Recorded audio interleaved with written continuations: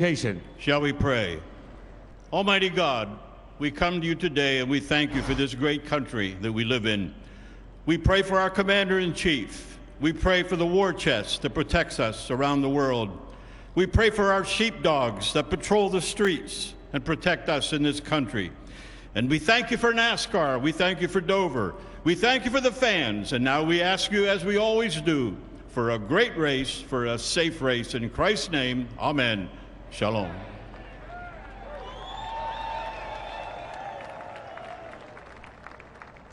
Here to perform our national anthem, representing the Coalition to Salute America's Heroes and Country Pride Entertainment, national recording artist Cassidy Daniels. Oh, say, can you see by the dawn's early light what so proudly we hailed at the twilight's last gleaming, whose broad stripes and bright stars through the perilous fight o'er the ramparts we watched were so gallantly streaming, and the rockets' bright glare, the bombs bursting in air, gave proof through the night that our flag was still there. Oh, say does that star-spangled banner yet wave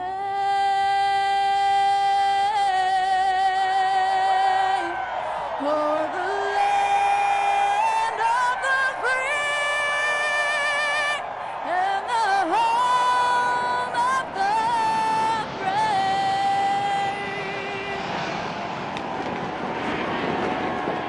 The weather outstanding here in Delaware on FS1. The season 1/3 complete.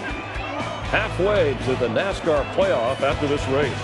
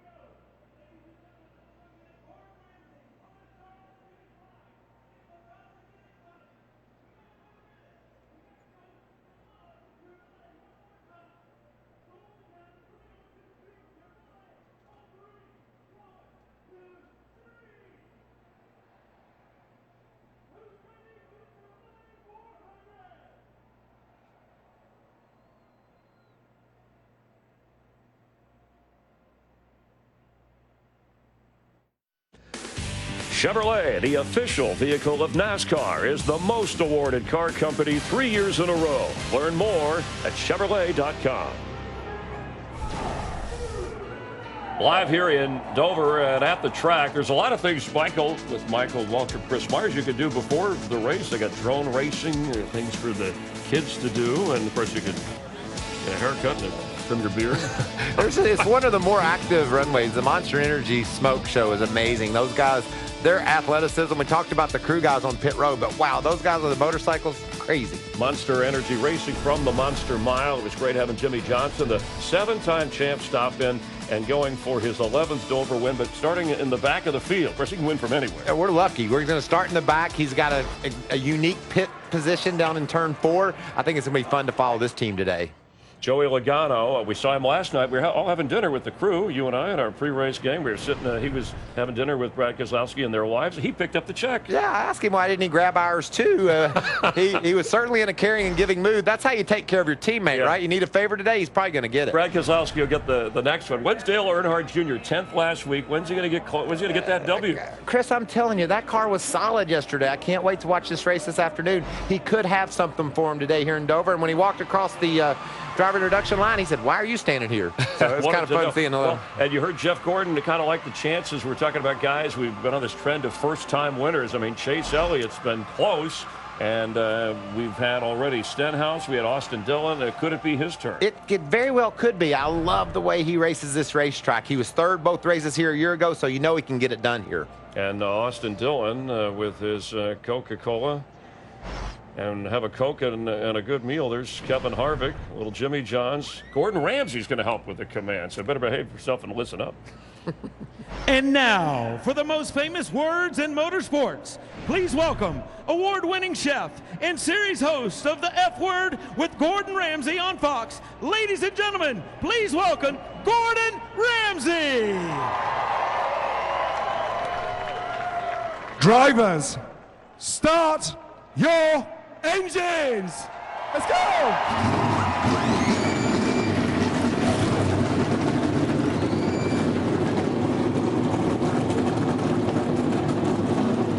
All right, and the first of 4 races here on FS1 Live on Sundays. We'll set it upstairs. The guys who take you through it all, Darrell Waltrip, Jeff Gordon, and Mike Joy. Guys? Thanks, Chris, and hi, everybody. This is one of my favorite places to watch a race for a couple of reasons. The position of this race in the schedule, Darrell, allows us to look at some drivers who have established a pattern over the year. Some streaking, some slumping. Yeah, well, the slumps, I mean, you think about Joe Gibbs Racing. Last year they had 7 wins at this time. All 4 of their drivers had won a race by this race last year. Joey Logano, he hadn't had a top 20 in 3 races. And Chase Elliott, he hadn't had a top 20 in the last 4 races. So those guys are in a slump. They need to get some work done today. How about streakers? How about streakers, DW? Well, the hot guys are, you know, Kyle Busch. He's starting to see some daylight here. We see some runs out of him. He's been in the top 3 the last 3 races. He won that, you know, he won the All-Star race last week. Truex, we know how good he is here. He won this race last fall. And Harvick, he's had 5 top 10s in the last 6 races. So there's some guys that are in a slump. There's some guys that are pretty hot. The other reason I love to watch a race here is, Jeff, your car, the nose wants to point the bottom. It wants to go right around the bottom of the racetrack. That's what you want it to do. It doesn't always want to do that. So you've got to search around. You've got to find grip, and that's very apparent to the fans as well as it is to the drivers. Yeah, you hear the drivers talk a lot about how fast this racetrack is, but also how challenging this track is.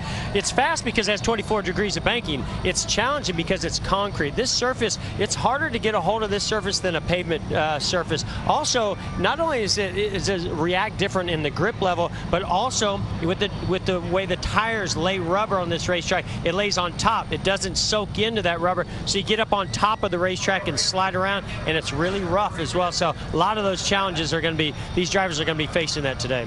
Yeah, every caution flag is a new race in many different ways. We've got the best seat in the house to watch a great 400-mile race here in Dover.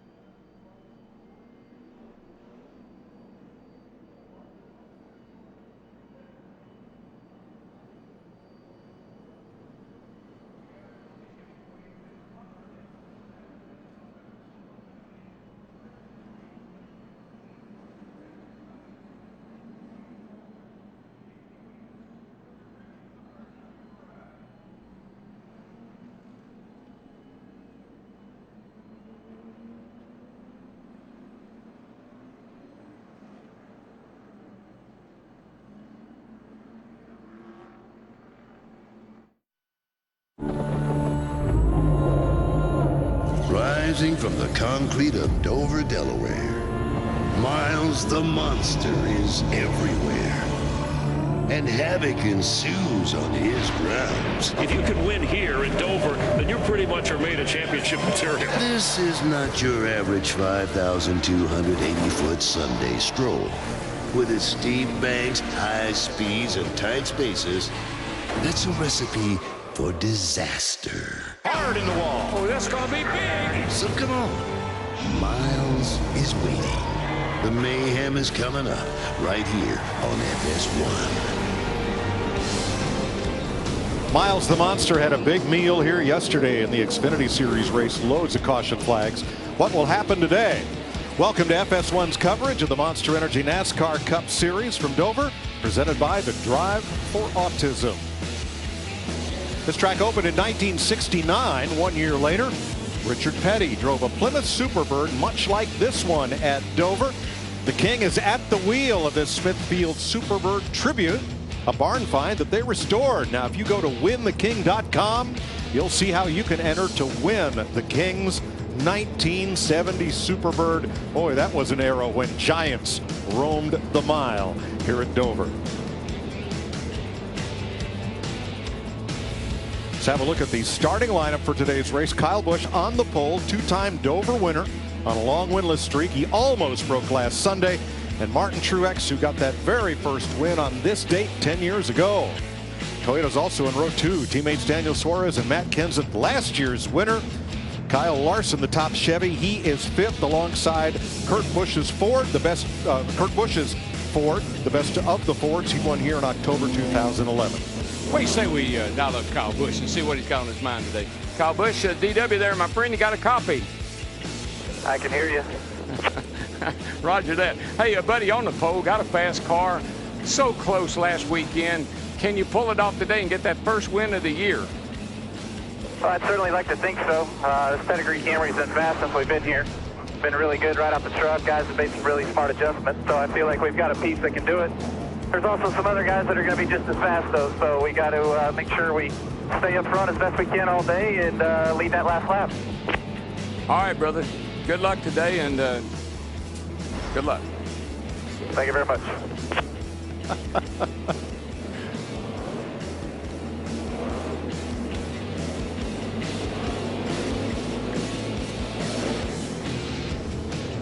Let's check on pit road here in Dover, beginning with Vince Welch.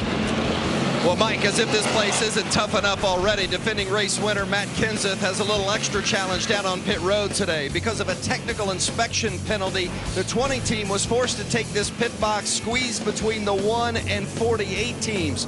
So a pit road that's already one of the tightest in the circuit got a little bit smaller for this 20 group. Kenseth has one of the best pit crews in the business. They're going to have to be on point because they're going to be working in even tighter quarters than usual here at Dover today. Matt?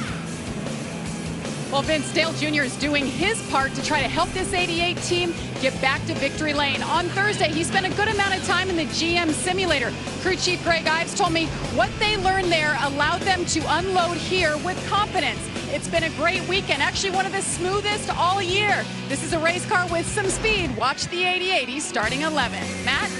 Jamie, it's been a rough three-race stretch for Joey Logano on the 22 team. Since his encumbered win at Richmond, his best finish has been 21st. He struggled in qualifying on Friday, rolling off 26th. But Saturday morning in practice, they changed direction, hit upon something. Joey said they're back in the ball game. His crew chief Todd Gordon said the biggest challenge today will be significantly higher temps in the racetrack and how the track changes. Now to my pal and teammate, my crew chief, Larry McReynolds. Well, Matt, I think because of what you mentioned, the track temp is up and the grip is down. I think most trips to pit road will be for 4 Goodyear tires. But don't rule out late in the race, somebody rolls the dice and goes with right sides only. Remember, that's what contributed to Matt Kenseth winning this race a year ago. Let's take a look at the weather now. 80 degrees, track temp 101, a little bit of breeze, starting to get just a little bit overcast. The race analysis, 400 laps, 400 miles. Stage 1 and 2, 120 laps. That final stage of the checkered flag, 160 laps. Pit road speed, slow, 35 miles per hour. The field window, 85 to 95 laps. The grip level of 3 to 4. And Jimmy Johnson, 10-time winner here, Mike, to the rear of the field for changing a gear this morning. Yep, they found something with the ratchet or locker in the car. and decided to make that change, which puts them in the rear. The 2017 Toyota Camry XSE pace car leads the field out of turn 2 and onto the backstretch. Even the straightaways here are banked. 24 degrees in the turn, 9 degrees on the straightaway underneath the crossover bridge, or overhead tunnel as it was dubbed. We're so close to the ocean they couldn't dig a tunnel here at this track. Really interesting that Kyle Busch chose the pole. He's on the pole, but he chose the inside lane. We've seen where the outside lane gets a big launch on these starts and restarts. So maybe he and Martin Truex Jr. have a plan here. I don't know. Kyle's car's been really good right around the bottom. But watch him in practice. I think he's going to be all right with this. In turn 3, and you'll see the orange square on the asphalt as the pace car turns in. There it is. That denotes the entrance of pit road. All 4 wheels must be below that box. Well, we've had our crab cakes. We're going to do a little racing on the concrete. It's going to be a fun afternoon. And look at this crowd. Look what a crowd we got here today. Boogity, boogity, boogity. Let's go racing drivers.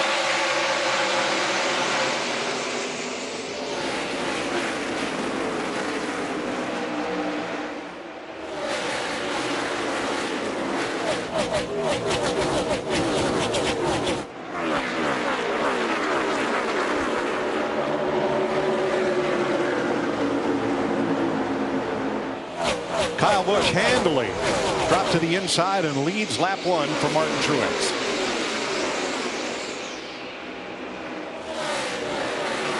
Yeah, that was not a problem at all. The way that car launched when he got the green flag and jumped in the gas. Denny Hamlin going to the inside of Austin Dillon. This has been a pretty good track for Denny Hamlin. So I look, to see how he reacts to the type of season he's had and the type of car he's had so far this weekend. Yeah, I think it's going to be fun to watch. Jimmy Johnson back there in the back. He's got to work his way to the front. We know what he can do here. Hamlin struggled in practice, but they got the car a little bit better. I think things are going to pick up here for those guys. 6th place, Kurt Busch. Matt Kenseth. And now Brad Keselowski. And Eric Jones coming. So in the first couple laps, you'll see this on every restart when they have new tires. Air pressures are down. Takes a couple laps for the grip to really come in on these tires. That's an opportunity for some of these drivers to make a pass in those first couple laps. Jimmy Johnson passed 10 cars in the first 3 laps. Denny Hamlin inside Dale Jr. Eric Jones just ahead. Boy, Mike, when you go off the corner here side by side with somebody, it's really treacherous. Tough sledding right there. That car on the inside will get loose, hit the one on the outside. We've seen it happen time and time again. Got to be real careful with that kind of pass. Yeah, DW, I've seen where you'll have a line open up. They'll give you the spot, but completing that pass is this is one of the most difficult tracks to complete a pass. It just gets you loose. When you get down to the guy, it just sucks you around, sucks you right into it. Yeah, the splitter hits the racetrack. The car's got to be set up loose to get through the center of the corner, but you cannot allow that car to get to the outside of you or be on the outside of you and take the air off the spoiler. Oh, we heard Martin Truex in the pre-race show talking about how hard these cars are to drive with this small spoiler on the back. Not as much downforce as what we had here last year.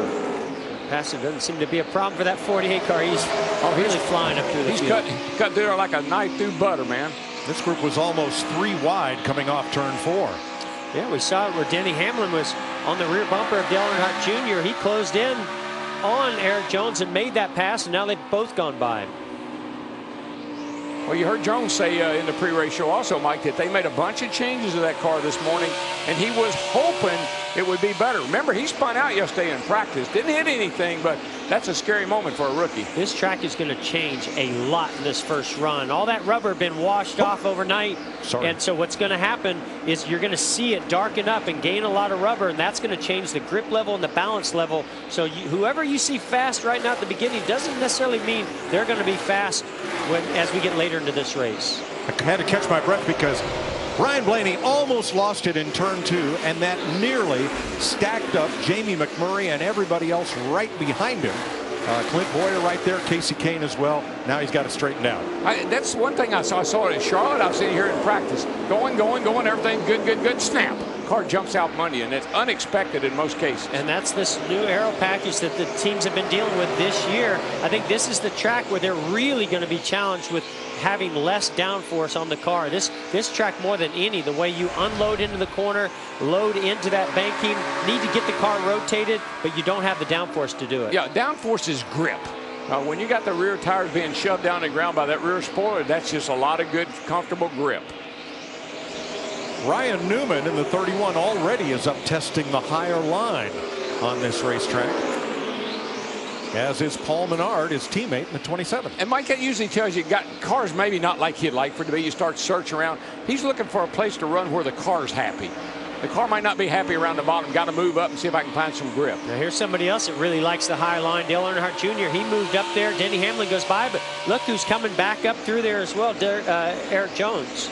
I'd be a little nervous about doing that too much too early in the race till some rubber gets down, because it really magnifies tire wear. We saw it yesterday in the Xfinity Series race. Don't run too much up there in the early going. Yeah, Larry, as you mentioned before, they started on the tires they qualify. These tires already have some really hard, aggressive laps on them, so they've already been abused. Now you start moving up into the cleaner part of the racetrack, and this concrete can grind that rubber off the inside of those tires. Yeah, one thing I see the smart guys do, they get off the gas early. They law off early, let the car coast in the corner, but they're back in the throttle wide open off the corner. That seems to be the hot tip.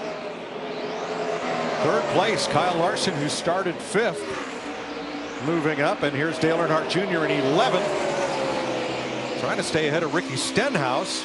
Yeah, they battle Chase Elliott. He moved up the racetrack. Remember, their car is set up similar to Jimmy Johnson. At least that's the way they came into the race. Jimmy loves to be right on the bottom and park throttle through the center of the corner. I think Junior is going to have to adapt to that type of driving style to make this setup work. Right now, he's using his own line that typically has worked well for him, but it's not working if you look at how these cars are starting to get by him. Yeah, well, if you just wait, if Junior wait a couple of laps, 3 or 4 here, Jimmy will be up there to show him where to run the car, because he is coming, baby.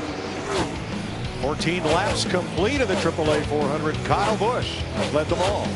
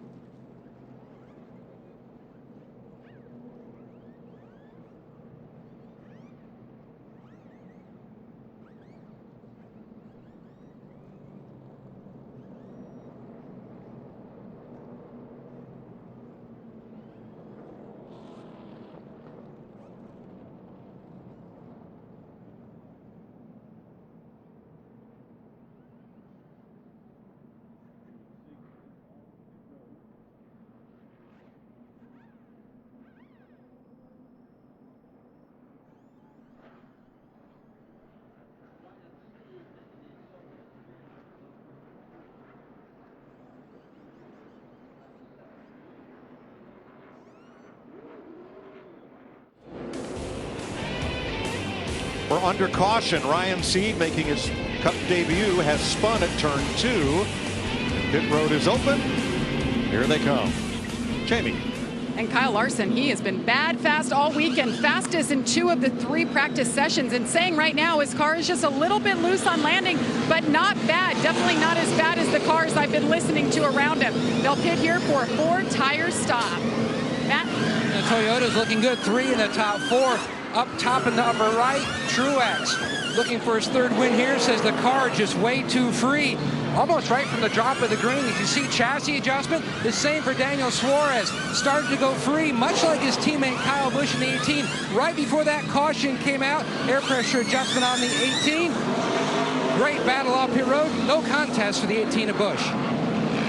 Busch, Truex, Logano with 2 tires jumps up 16. The big winner is Ricky Stenhouse, who was 11th and did not stop.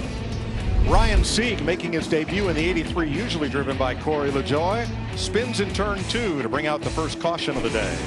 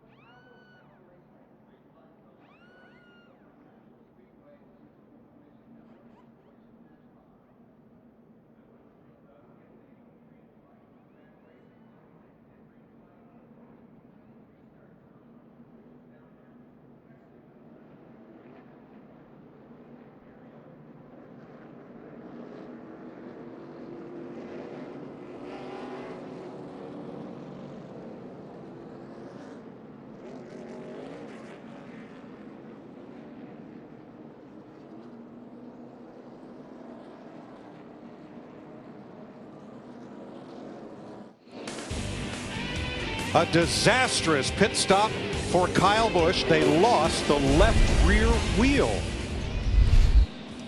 You see all this on the left rear over here. You see that the Jackman let the car down before the guy had a chance to tighten the left rear tire up. And yeah, a lot of times those Jackman, they go off the left front. Watch, he has his eyes on the left front. Little bit of an issue getting the left rear on. No lug nuts on that left rear. Dropped the jack. Never even looked back. Looked like a possible hand injury to the left rear tire carrier. A lot of damage to the car riding around this racetrack without a left rear tire. Well, Kyle made it all the way back around to his pit to have a new wheel installed. I think the tire's going to make it too, the way it's going around the track. He'll restart in the back. We're ready to go green. We'll get an update on penalties, if any, later. Ricky Stenhouse did not stop. So he is your race leader, and the 17 brings them to green with Truex on the inside. A little bit of trouble with wheel spin from that outside lane with those older tires of Ricky Stenhouse Jr. No problems for Martin Truex Jr. on those new tires. Yeah, this is going to be interesting to see how that 17 can hang in there with these guys with tires. That's going to be an interesting experiment. And remember, the 22 of Joey Logano took only 2 tires. Boy, these restarts, Mike, are so hectic. I mean, they're coming at you from every angle, inside, outside.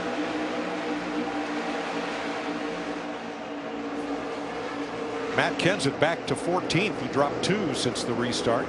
a lot of times you can't go. Somebody in front of you doesn't go. You can't go. Here they come inside, outside. Somebody bump you in the rear. Gets real hectic on these restarts. I'm really anxious to watch the 22 of Joey Logano, how this works with 2 tires. We've seen 2 tires win this race for Matt Kenseth a year ago, but he was the leader. He was out front in clean air. A lot more difficult to deal with 2 tires when you're back in traffic. Now let's go back to Kyle Busch's pit and learn more about what happened there. Matt?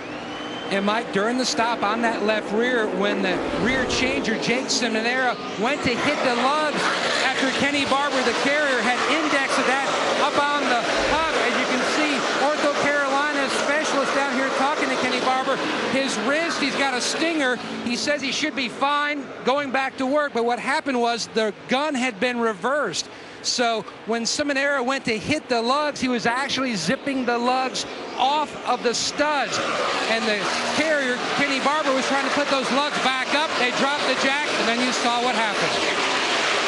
Now Kyle Busch has a replacement wheel and no apparent damage because he's outrunning passing cars and made it in line for the restart. He is still on the lead lap. Yeah, if you're going to have damage, have it on the left side. You don't. That right side's kind of sacred. There's so much side force over there.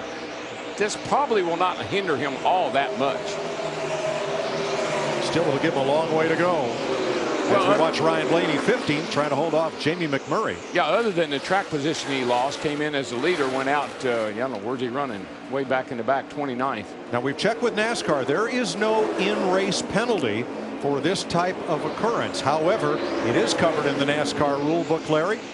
Yeah, what it says, loss of wheel due to improper installation will result in a mandatory minimum 4-race suspension of the crew chief, tire changer, and tire carrier pertaining to the lost wheel. Wow. Yeah, and Mike, I think that rule may have been put in the rule book back when they were leaving lug nuts loose, when we're only hitting 2 or 3, you know. I think that's what NASCAR put that in there for. I think the interpretation of this coming out of the pits might be a little bit different. Well, we'll find out likely Tuesday or Wednesday. But for now, Kyle Busch remains on the lead lap, currently in 28th place, 10.5 seconds behind leader Martin Truex. You saw it right there. We're going to see a lot of this today. A big moment for the 3-car of Austin Dillon as he landed down in the corner. As that car got into the banking, the back end just stepped right out, got really loose. Yeah, the signal. Talk about loose. Look at Ryan Blaney come off of turn 4. Sorry, DW. Yeah, go ahead. no, the signal for the driver to go is when they drop the jack.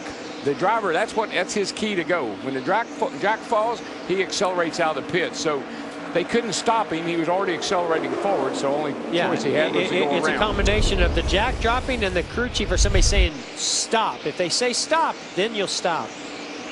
He's working on the gun, trying to get it reversed back to. Boy, you see his hand, that carrier's hand was up in the fender well, trying to hold that tire. As he stepped on the gas, it spun it around. Matt has more. And Mike, it's all about timing here on pit road. And the Jackman, peripherally, he has an eye both on the front and the rear changers. When he sees them going in and trying to hit the lugs, when he feels like they've hit 4, timing-wise, that's when he starts to drop the jack. The changer then hits the 5th, and they're good to go. When all that started going wrong, it was just a perfect storm. Yeah, I didn't see him. Well, it's all timed out. In order to do an 11-second or 10-second now, some days, stop, everything is timed out perfectly. So there's little signals. It's not as if your eyes are just on one specific thing, even though it looked like the Jackman was looking more towards the front than the back. Maybe out of the corner of his eye, he saw a key moment that he thought the changer is in there hitting those lug nuts. Unfortunately, the gun was going the wrong way. I remember at Darlington years ago, one of the greatest pairings in history ended when David Pearson didn't understand the Wood brothers were going to do a 4-tire change, and after the rights were put on, the lefts were loose and Pearson took off. Both left sides fell off at the end of pit road, and the Wood brothers and David Pearson were history. Yeah, we used to have a breaker, and that was a person that came to the left side, broke the lug nuts loose on the left side, then changed the left rear tire. As a matter of fact, Chad Knaus is one of those that used to do that for Hendrick. You know, guys, I know we've only been back racing for about 15 laps. Ricky Stenhouse Jr. in that 17 just lost 2nd place. But still, that strategy seems to be working. But more than anything, for Joey Logano, Todd Gordon in that 22 car, because they've kind of just leveled off right there, still well inside the top 10 based on where they started that seems to be a pretty big gain, at least for now. Yeah, Larry, I heard Joey say yesterday afternoon after practice that the last practice, the last run, they really hit on something that woke the car up. So maybe that setup they got in the car and a little strategy here, and they could be a factor before this day is over with. 35 laps complete. Martin Truex Jr., our leader, over Kurt Busch. Let's take a look at the AARP keys to the drive. This is one of the toughest pit roads that we visit, but the easiest to make mistakes on. There are more opportunities to have an issue than to gain position, so be careful taking risks on this treacherous pit road. Hang it out, but hang on to it. The driver that can handle a loose race car the longest will produce the most speed. Nobody has done this better than 10-time Dover winner Jimmy Johnson. Do better than him, your chances to go to victory are almost certain. And it takes a couple of laps for air pressures and optimal grip to come in. Be aggressive early and get a run to make those passes. But if that doesn't work out, be patient. The groove will widen out on those longer runs, and those passing opportunities will present themselves again. Like this one for 14th place, Ryan Blaney on last week's winner, Austin Dillon. I think it's so critical for that 3-car to run good today. You know, you won last week, you won on fuel strategy, great strategy, it won you the race. But come back today and just show that wasn't a fluke. He ran in the top 10 all last week. And today, just get up there and run the top 10. And what I love, DW, about this sport is, yes, okay, they played an excellent strategy, won that race on fuel mileage, but that win, that confidence, that momentum can turn into more great finishes and possibly more wins. See, what I love about a fuel mileage race, people complain about it. I think it's the best. I think it's when that shows how good your team is. Everybody had to do their job right. The gas man had to get it full. The engine tuner had to have the engine tuned. The crew chief had to make the call. The pit crew had to make the pit stop. It's everybody involved is how you win a fuel mileage race. Let's go back to 20th place. Before the pit stop, Dale Earnhardt Jr. was wrecking loose. So let's go to Jamie Little with a nationwide Dale Jr. performance report. And Dale Jr. was 11th when he came in for that pit stop, and all they did was change 4 tires, but the button stuck on the pit gun, and that cost them big time, and that's why he fell back to 18th on the restart. Right now, you see him fighting that wheel. Dale Jr. saying he just has no rear grip, Mike. Wow.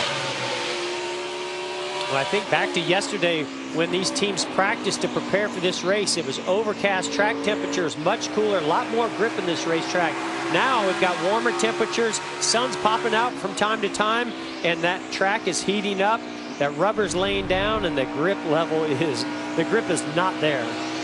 Looking at Clint Boyer just in front of Austin Dillon. Boyer told me this morning he got a little over enthusiastic in qualifying, and so had to start very deep in the field.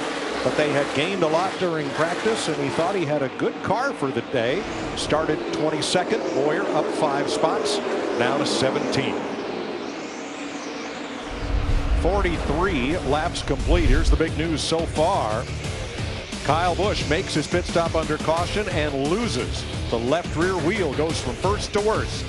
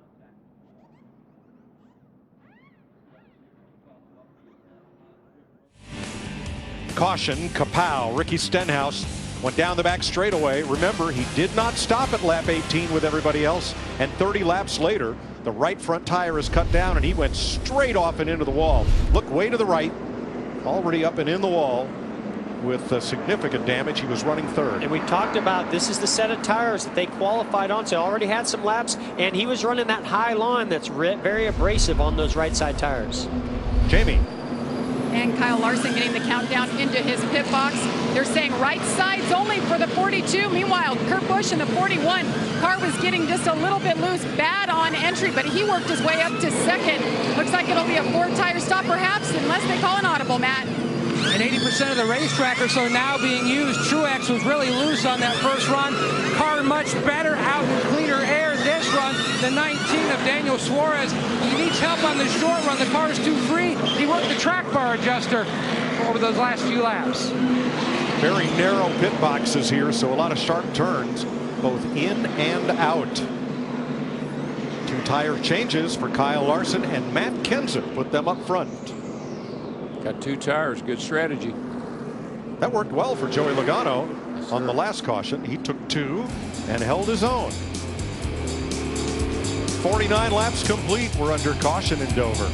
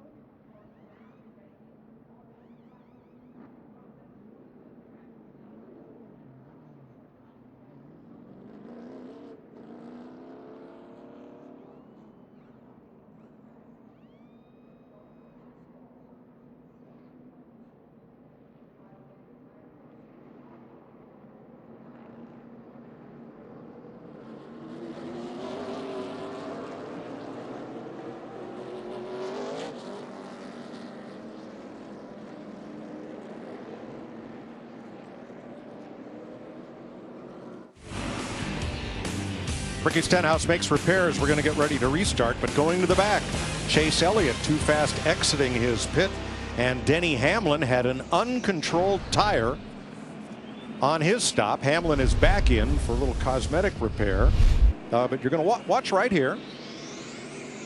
Just kind of a bad throw, but it doesn't leave the box. I don't know. I mean, yeah, it was uncontrolled, but it never left the box. I think if it goes to the other side of the car, I think it's there's some interpretation there.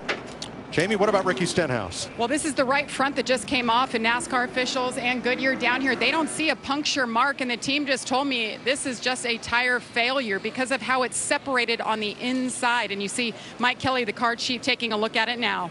Yeah, real quick, guys, before the car leaves, the tire has to be on the inside half of the box. That was on the outside half. That's the reason, uncontrolled tire.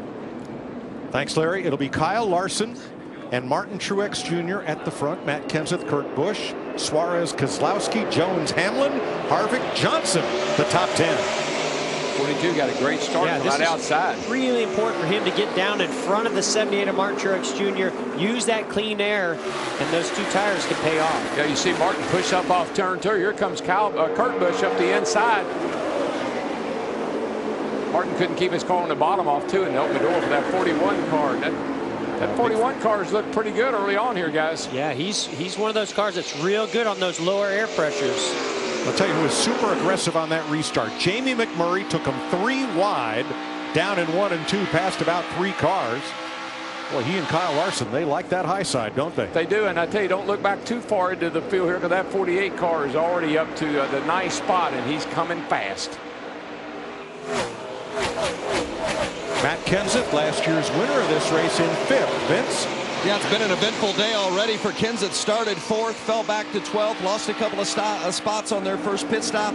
It was so loose on that first run that Matt thought they maybe had a tire going down, and even they've had a little contact with the one. But right now it's snugged up enough, and Kenseth a little bit happier with that 20 machine right now. Keeping up with Kyle Busch, the pole sitter, who lost a wheel on the first stop. He's climbed to 16th. Coming back up through the field. Mike, it's so easy to get run over here because you anticipate the guy in front of you. He's in the gas, he's going. But he has to get out of the gas for a second, and you get into the back of him. You really have to keep an eye on that guy in front of you all the time. McMurray trying to make a move on Joey Logano, this time to the bottom. We talked about that lane can open up. The driver might move up the racetrack and give you that open lane on the inside, but to complete that pass, so difficult, as you saw right there with McMurray. 6th place, Kevin Harvick looks inside of Daniel Suarez. Vince? Yeah, just been fighting loose in for that 4 car of Harvick. Some of that they thought was because of the tires, the starting the race on those scuff tires. But after they came in and made that initial pit stop and put 4 on it, he was still experiencing a loose condition. So an air pressure adjustment on that last stop. We'll see if it makes a difference for Kevin Harvick. Harvick to 6 now. Here comes Jimmy Johnson for 7th. As I watch Jimmy Johnson go underneath Daniel Suarez, I just think of how close that was on that first caution, when Ryan Sieg came down the racetrack and nearly clipped the 19 of Daniel Suarez. I think he's hoping the rest of his day is quite that lucky. 48 had to change gears this morning. I think they put the passing gear in it. He's always got the passing gear here, doesn't he? He is coming in a hurry. Saw Eric Jones there at 9th. Casey Kane rounds out the top 10. I asked Jimmy Johnson before he left our pre-race down the Hollywood Hotel, and I said, well, how long before you get there? He said, well, I'd like to be in the top 10 by that end of that first stage. He might do a little more than that. I think he's going to be in the top 5, maybe leading this thing. 13th place, Murray Logano. You can see how the track just takes you wide as you come off that corner. Boy, McMurray used up every inch of it trying to stay out of Logano.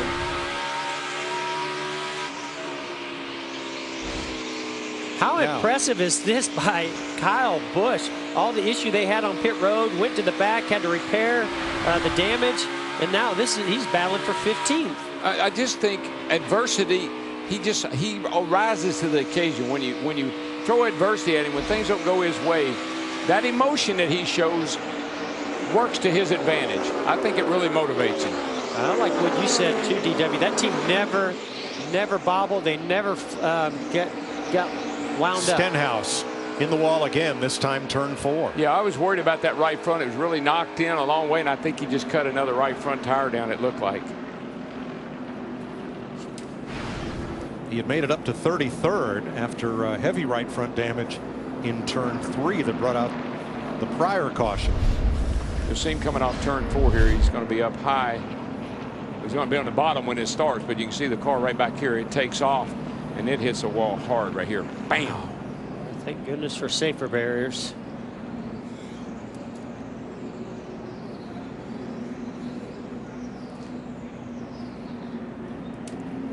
You know, as much as these cars are handling bad, they would love to come and get 4 more Goodyear tires, but they only have 9 sets of tires to work with, including that set they started the race. They've already used a third of them, so I think for that reason, you're going to see most of them stay out. We still have well over 300 laps to go, and they only have 6 sets of tires left. And Larry, I love that. Tire management. It should be part of how you strategize your race. Manage your tires. Don't just throw tires on every time a caution comes out. I like that.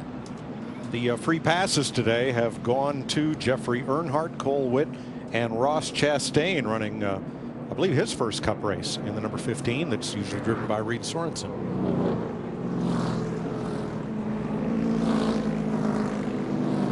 Mike, I asked one of the crew chiefs this morning, I said, so what's different about that 48 car and everybody else's? He said, Jimmy Johnson. And Jimmy Johnson he just got this joint dialed in, buddy. Up to 7th place already. 63 laps complete of 400 here in Dover. Let's have a look at today's Ford Performance track facts. Richard Petty raced for Ford for 1 season in his illustrious career, and he was the winner in the first race here, 1969, in a Petty blue Ford Torino Talladega. The last Ford driver to sweep both the spring and fall Dover races was Bill Elliott in 1988.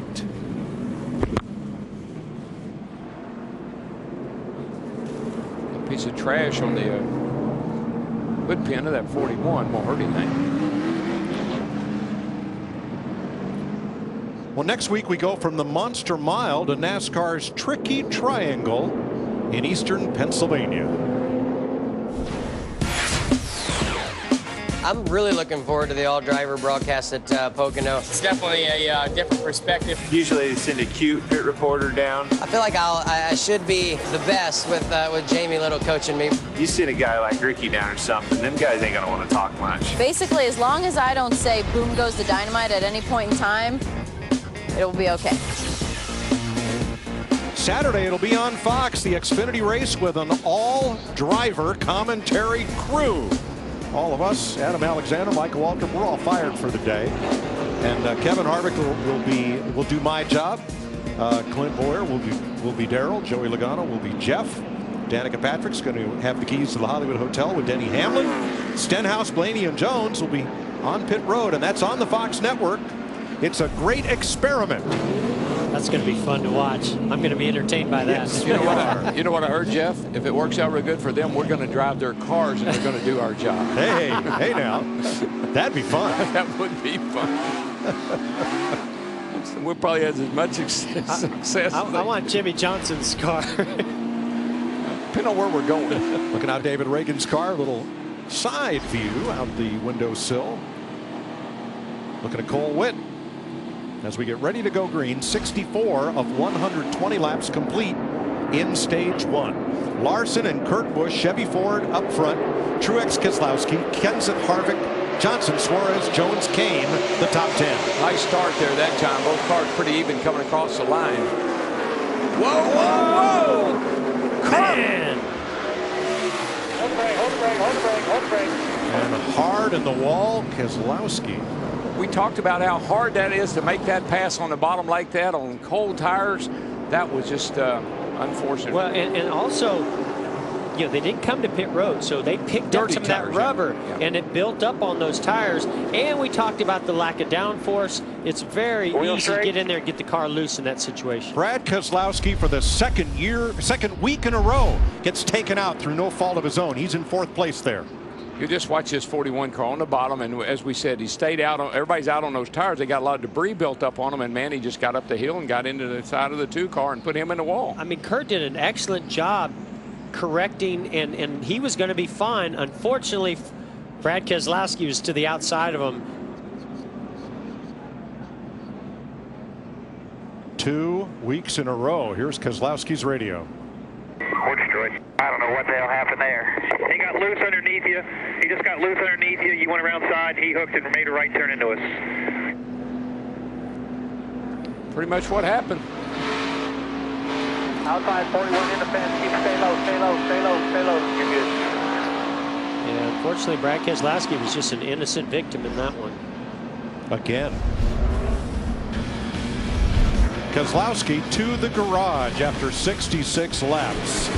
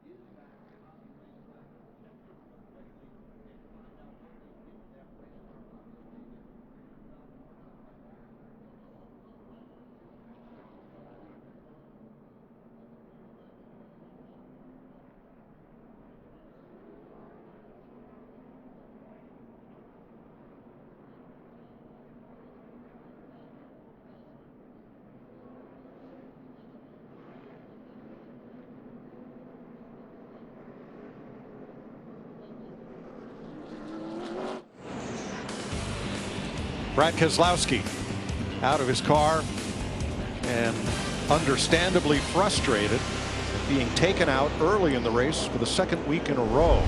Now we're going to listen to how Andy Houston, that's Austin Dillon's spotter, helped him with our Liberty Mutual Insurance spotter coverage.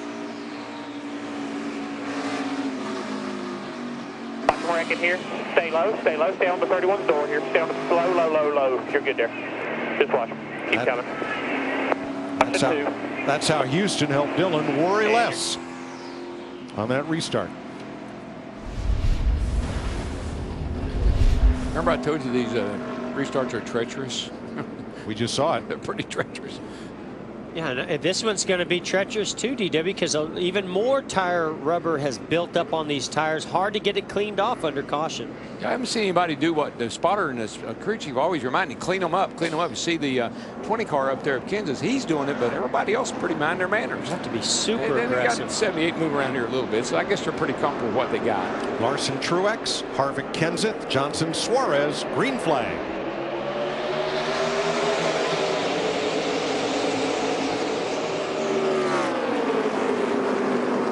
Saw Martin Truex Jr. He was in the same situation as Kurt Busch, but he did a nice job being patient with it. Yeah, he let that 42 down in front of him. That could have been disastrous. And Kyle Busch took him 3 wide into turn 1. He's coming back to the front.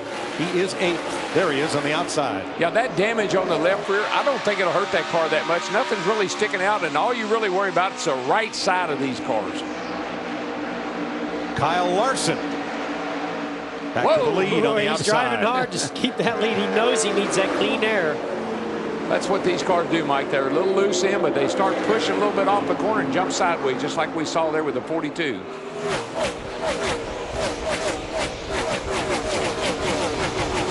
Back under green with less than 50 to go in this first stage. Ricky Stenhouse has taken his Ford to the garage. Here's Jamie. And he has been checked and released. And Ricky, I checked with your team after the first incident. They said it was a tire failure. What happened the second time? Same thing. You know, our little hug, Fruit Barrels Ford, was really fast. It was nice to be running the top 5. You know, this track's tough. We saw a couple tire issues yesterday after the first run, after we qualified on them. I don't know if we ran over something, but we'll look at it. Really looking forward to coming back here, you know, in the fall. Feel like we got a really good package, and you know, this is in the playoffs, first round, so feel really good about what we learned this weekend. Thanks, Jamie. Jimmy Johnson started last. He is now in the top 5. Unbelievable. You know, we saw Kevin Harvick working on Matt Kenseth. That was really good practice yesterday. Oh, I love this camera shot. But we go back here to Kevin Harvick. You know, he really did a nice job here over the last couple of years of dominating this race, leading a lot of laps. Here we go for a battle for the lead. Truex again. Yeah, 78's a little bit better right now. The 42 a little loose, looks like off of the corner now. 78, Martin Truex Jr. going to take advantage of that. Well, I'm curious to see how hard Kyle Larson is going to fight for this position. He knows keeping that clean air is important. He'll open up the bottom and make life very difficult for Martin Truex. See, but that's the difference in Kyle Larson of 42, and we saw Matt Kenseth and Kevin Harvick. Kenseth let Harvick get in front of him. He didn't challenge him. This kid right here, he's going to challenge you every lap of the race. Martin Truex says, hey, this is my house. Well, and that might be why Kyle Larson's battling so hard for this position. He knows if he gives Martin Truex Jr. that clean air and that advantage by being up front, it's going to be even harder to beat him today. Well, this should not be an even battle because Larson only got 2 tires on the stop. Truex got 4. Yeah, he's opening the bottom up and allowing Martin Truex to get to the bottom. But you see Truex just a little wiggly loose getting in there. It's just so hard to get under somebody and not get loose. Well, to have a fast race car, to have a car that rolls through the center really well, it has to be free. But what does that do? Makes it very difficult to get underneath somebody to complete that pass. Matt? And now he's really working good on the inside of the 42, trying to get the momentum down the backstretch. He simply said about a lap ago, if we wreck, it's simply going to be his fault. And I think what Martin's frustrated with, and I would be too, is I'm faster than you are. We got a long way to go here, dude. So why are you racing me so hard at this point in the race? He's heating things up here. You saw that was an aggressive move. He put his right front fender right to the left rear of Kyle Larson to say, hey, buddy, I'm right here. I can make life easy or difficult. It's not going to be easy for either one of them. Martin is better off the corner. Larson a little bit better into the corner. That's why they come together when they exit. Larry Mack, you want your driver racing this hard, this early in the race? Well, that's the only way we're going to know what we've got. And just think about it. This is the first time we've been to Dover and had stage racing. Hey, Larry, you know what you got? You got the bumper. I mean, that's just common sense right there. You're holding me up. I'm faster than you are. I think I would move over and let the 78 go. That was almost big for Kyle Larson. He got really loose getting into the corner. Here's another look. You know, if we still had chrome bumpers, we'd call that giving him the chrome horn. I think he just gave him a little warning, and then he gave him a little shot. And he was right on his bumper as the 42 of Larson started to turn down the corner, and that's where the back end gets really light. And Mike, you know, you talk to Martin Truex Jr., you don't think about him being a really aggressive guy, but you get aggravated. You get annoyed. Come on, kid. Cut me some slack. But this is exactly what happens. Once you lose that lead, look how you start losing other positions. Yeah. Well, there's been about 35 others that have lost position. That 48, he is up to third place. Kevin Harvick to second, Jimmy Johnson to third. Vince. Boy, Chad Canals has made a couple of good adjustments on that 48. Not that he wasn't fast to begin with, but Jimmy says after the adjustments, the car is firing off better. It's a lot more secure. The ride quality has improved. Those are the adjustments that have allowed the 48 to cut through this field like a hot knife through butter. He is on the move. And the only adjustment I can think of that's going to help those things that he mentioned is air pressure. Lowering down those air pressures allows the car to absorb the bumps and allows it to maybe take off a little bit faster. Sticker tires. That's what helps him. Air pressure, sticker tires. It's not our fault that you can't pass us and we're leaving him a lane and a half. Well, we just need to remember that later. If that's how he wants to race us, that's how we should race him. Now, that's the last thing that young man like that needs to hear. We'll get him later. He just needs to settle in here. He's got a fast car. He'll come back. If this race goes anything like it did last year, he might be up there. Yeah, you're right. So Kyle Larson now back to fourth after this. Here's Martin Truex Jr. with a little bump and run to take the lead in Dover.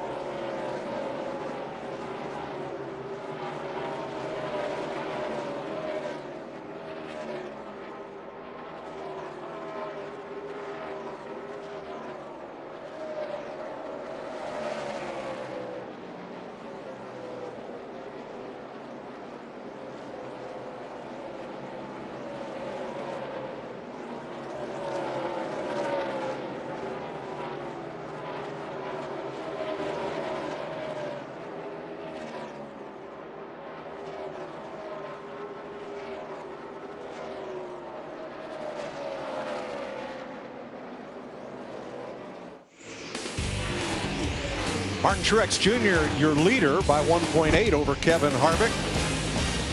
Jimmy Johnson, Kyle Larson, Clint Boyer up into the top 5 after a bump and run on Matt Kenseth. I'm reminded I was in the right place, but it must have been the wrong time. Look where these 3 drivers were when they ended up crashing.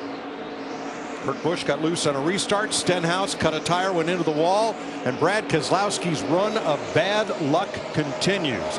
Back at Charlotte, Jeffrey Earnhardt lost a rear pinion. It went through Chase Elliott's car, and there was the 2 right behind Elliott, piling in and out of the race.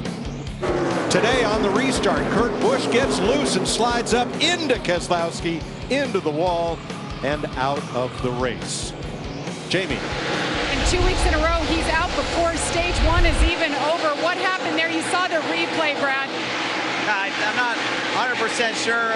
It looked like something happened where Kurt got loose, which there really wasn't anywhere to go. I saw him getting loose, and I tried to fade up the racetrack to give him some room, but it came back across. And we hit pretty hard with the worst forward fusion. It's a shame. I think in the last 2 weeks we've had pretty solid cars and running up towards the front, but you know, it's a little bit of bad luck.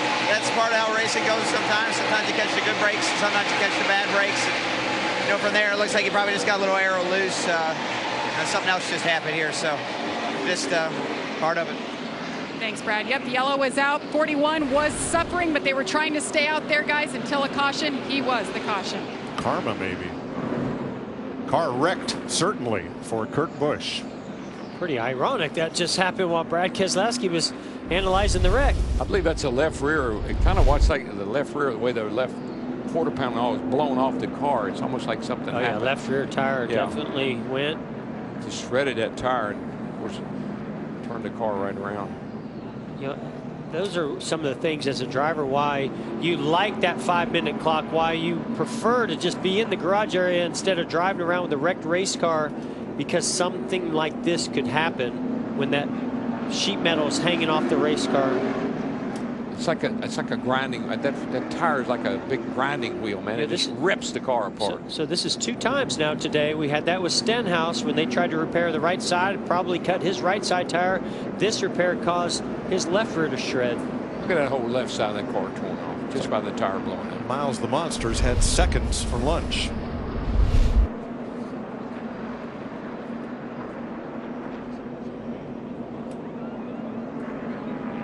Vince.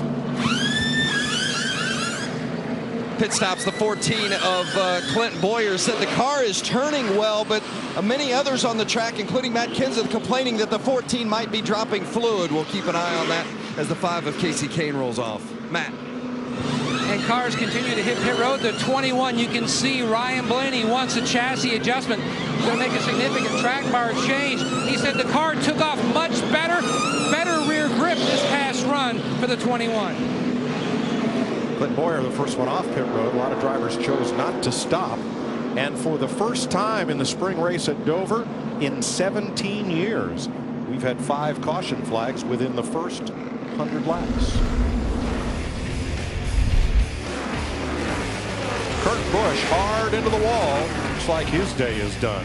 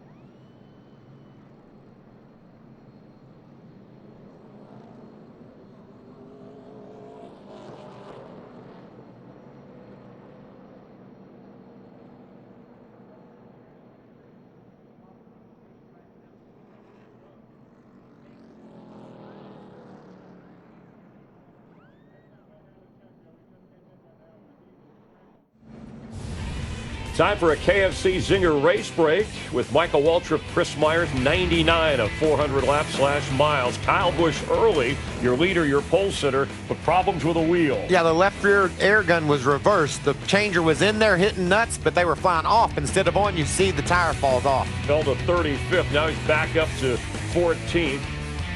Restart on lap 66. Kurt Busch loose, tries to save, correction into Brad Keselowski.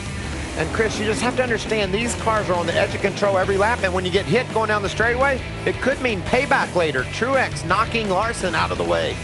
Terrific move as they battle towards the end. We're still narrowing stage one. Kurt Busch still reeling from that earlier. That was amazing just how that blew up like that without hitting anything, obviously, from earlier, the tire doing the damage. What about those dramatic camera shots we get here on FS1? What action that showed how fast they're going in the corner. When something goes wrong, it goes wrong in a hurry. And Clint Boyer, who showed some speed, leaking oil now, heading to the garage. That's a tough sign because he had driven into the top 5. I was going to pick him for my favorite for the rest of this race. I know Clint. I know how much he loves this racetrack. He had a good car, but it's not going to be today. We also know Jimmie Johnson going for his 11th win at Dover started last. He's worked his way all the way up to 3rd and looks like he has one of the fastest cars here. No doubt, and he's running that Jimmie Johnson lane just tucked right down on the bottom of the racetrack. Dale Jr. has a setup similar to his. He can't make it work so far today. Be interesting to see with adjustment, can Jr. get as good as Jimmie is? That's the fastest car it looks like so far. Yeah, now what have you seen in terms of some of the favorites other than Jimmie Johnson? You see Harvick and Truex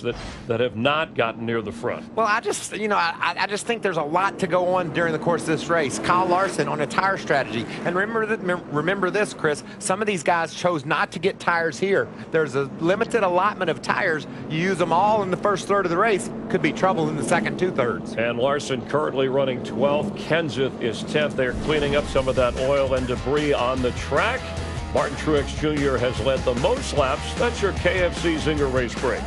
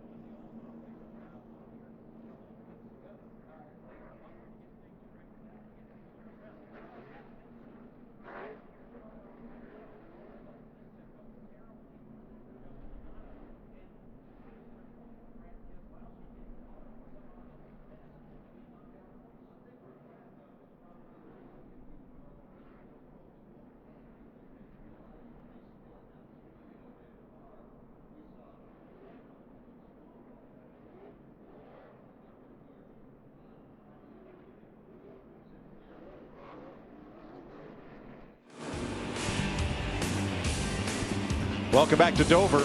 18 laps to go in stage 1. A number of drivers staying out, partly because of the limited tire allotment, not pitting, and also trying to pick up some stage points. Timmy Hill could have been one of those, but he'll drop back on the restart. But up in the top 10, Trevor Bayne is up there without having stopped. So is Landon Castle. Matt? Mike, back in the garage area with Clint Blair and the 14 guys. They're underneath the car working on it. Clint, you were leaking fluid. What happened? Yeah, it looks like a fitting broke in the oil tank. It's kind of a freak deal, but these guys take so much, so much pride in what they do building these race cars. I mean, you can't ask for much more. The guys worked their tails off this week on our Haas Automation Ford. We were forced to be reckoned with. The start 22nd, get up in the top 5 and race our way there. I mean, we were going to be fine doing exactly what we needed to do, get on our stage points. Just unfortunately, a freak deal took us out, but if we keep doing that and working together as a team and, running in the top 5, we'll get back up there where we need to be. Thanks, Clint. Mike? 7th driver in the top 10 to have a big issue today, most of which ended up in the garage. Now, that's a mechanical problem. They could make repairs and return. Truex, Harvick, Bain, Johnson, Buscher, Castle all did not stop from Austin Dillon in the 3 on back. They have new tires. So here we go. Should be pretty interesting on this restart with these cars up in there that don't have tires. Man, they are getting eaten up down the back straightaway right now. DW, did you see that? I just saw Matt Kenseth go 3 wide on the restart. He is aggressive. There goes You mean like that? We expect Larson. We expect a rookie like Eric Jones, but not Matt Kenseth this early in the race. Landon Castle 10th, trying to hang on to a stage point. He'll drift a little further back. Wow, comers and goers mid-pack. Lots of them. Look at that snarl right there. It reminds me when Larry was spotting for me one time. Inside, outside. Conveyor belt with friends. 15 to go in stage 1. 4th place, Matt Kenseth passing Trevor Bayne, who did not stop. These guys on new tires like Kenseth and Larson, they're coming fast. I think it's a tribute to those guys that stayed out on those old tires that these guys are able to get around him without a lot of issues. Got Trevor Bayne in 6th, Jimmy Johnson in 3rd, Harvick in 2nd, Truex in 1st. Did not make pit stops. 13 to go in this first stage. Let's go back and show you 2 restarts ago. Watch the 41 of Kurt Busch, the red and black car, the Haas Automation car up front. Get down to turn 1, and the back end comes around, and then he collects Brad Keselowski and spins. Jamie. And Kurt Busch had a good car. It was fast, as you saw. He worked his way up to 2nd. You just saw the replay for the first time. What led to that? Your car seemed so good before getting loose. And the car was great. I just got to apologize to all the guys. I went down into 1 and trusted it to stick, and it just went loose on me and shot up the track and clipped Brad and ruined Brad's day. Really fast car. The guys did their homework, and the driver just messed up, and then the vibration I had, I should have pitted. So you make 2 quick mistakes and your day's done in this game. It's Monster Energy Cup, and you got to be on your game, and I wasn't on my game today, so I apologize to my guys. Kurt Busch will finish 37th. I don't know how many times I've seen that Charlotte and here today. Cars doing just what Kurt's did. They just jump out from under you unexpectedly. 8th place. Eric Jones, the rookie, moving on Trevor Bayne. Jones turned 21 this Tuesday. Well, ever since that issue on pit road for Kyle Busch, he's been on his game.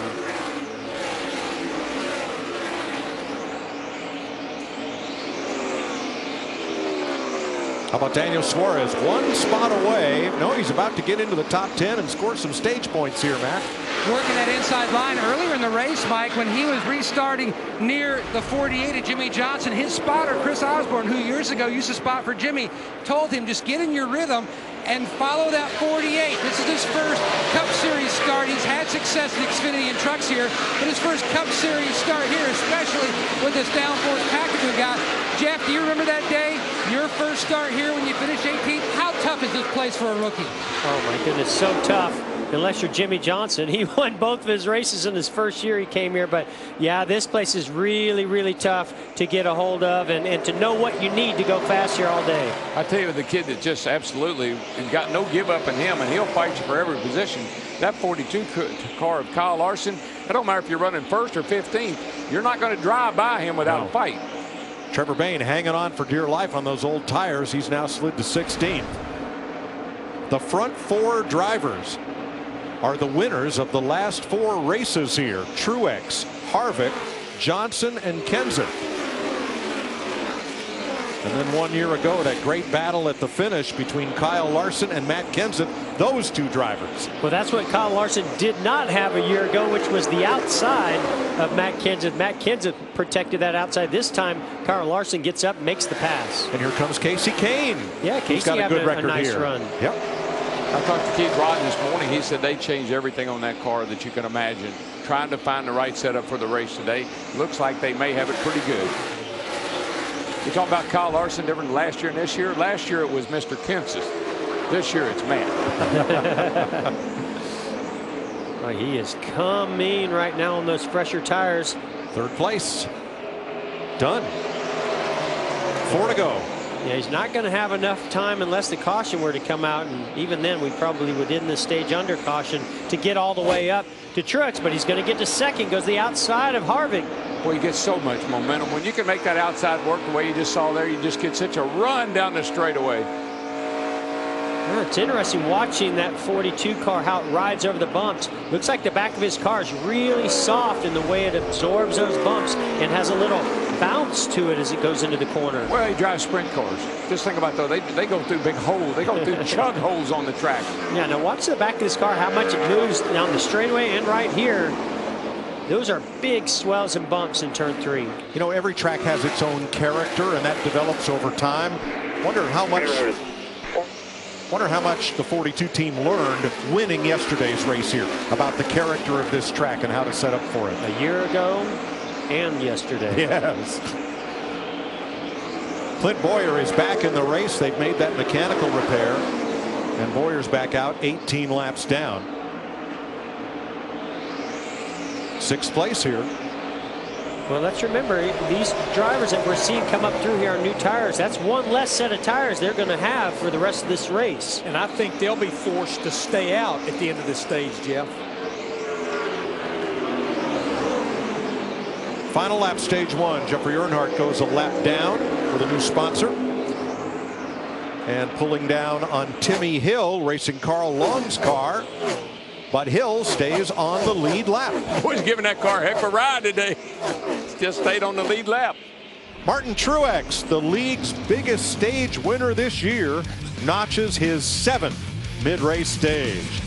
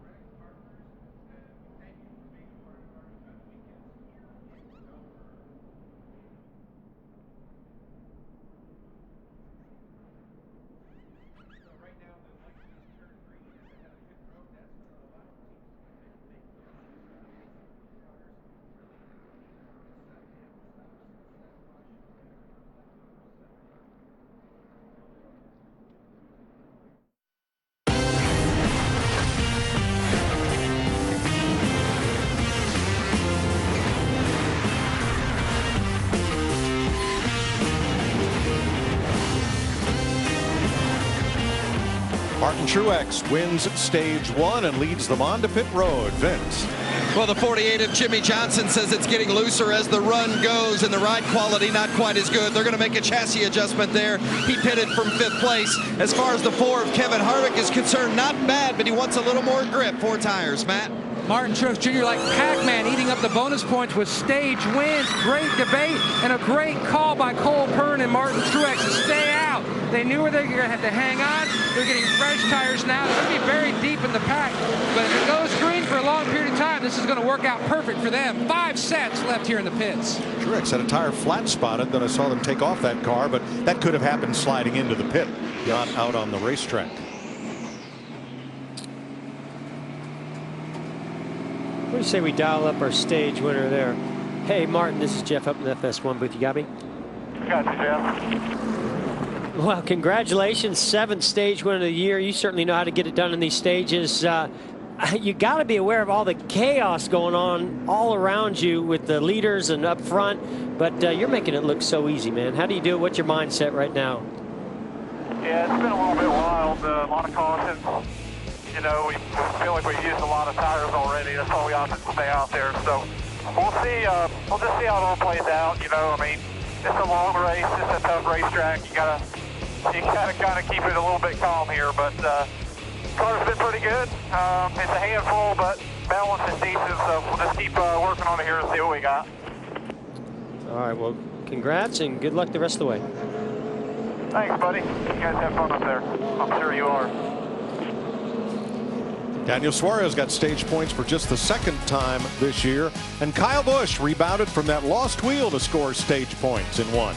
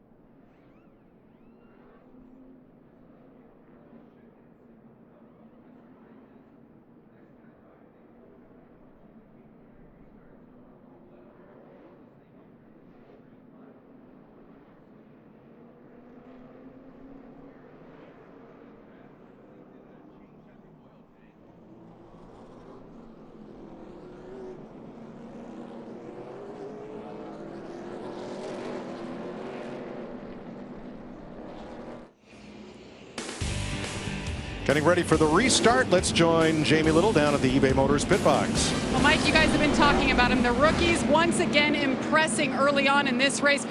Rookie Eric Jones, he's in 5th right now. He's a guy to keep your eye on. It's been an interesting weekend for him. Yesterday in the first Cup practice, he spun all by himself. His crew chief, Chris Gale, told me they never found that speed they needed. Then in the Xfinity Series, he lost the first engine ever driving for Joe Gibbs Racing. Today, he has been solid. Got his first Xfinity Series win here last year, hoping to get his first Cup win here today. Mike? Thanks, Jamie. This will be an interesting restart. Let's look where our rookies are. Beginning with Eric Jones and Daniel Suarez and Gray Galding. None of them stopped at the end of stage 1. Ty Dillon 21st. First timers. Ross Chastain still on the lead lap in 26th. Ryan Sieg in 35th among those making their Cup debut. The Delco restart zone, they clear that and come to green. Boy, that 42 shot out of there like he's out of a cannon. This is going to be wild to watch. This is another reason why I love these stages. Mixes up the strategy. Whoa, Junior got. But Junior just about turned that thing sideways down the middle of 1 and 2. He caught it, but right along beside Jamie McMurray, almost lost it. The top 12 restarters did not stop. Joey Logano took fuel only.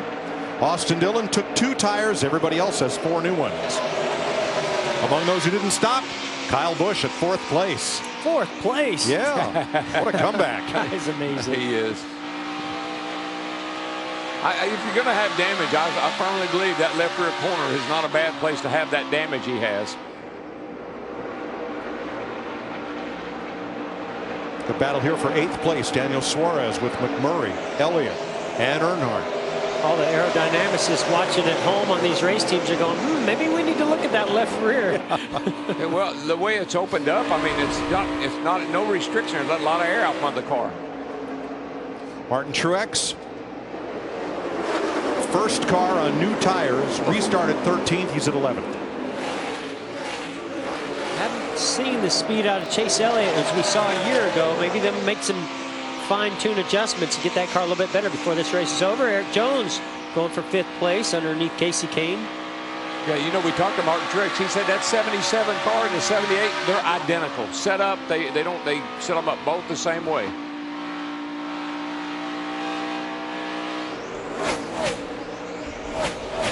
A couple of cars backing up through this big pack. You see the squad here coming out of turn number 4. There are a couple of fellows looking for somewhere to hide. Who's that up top? Dale Jr.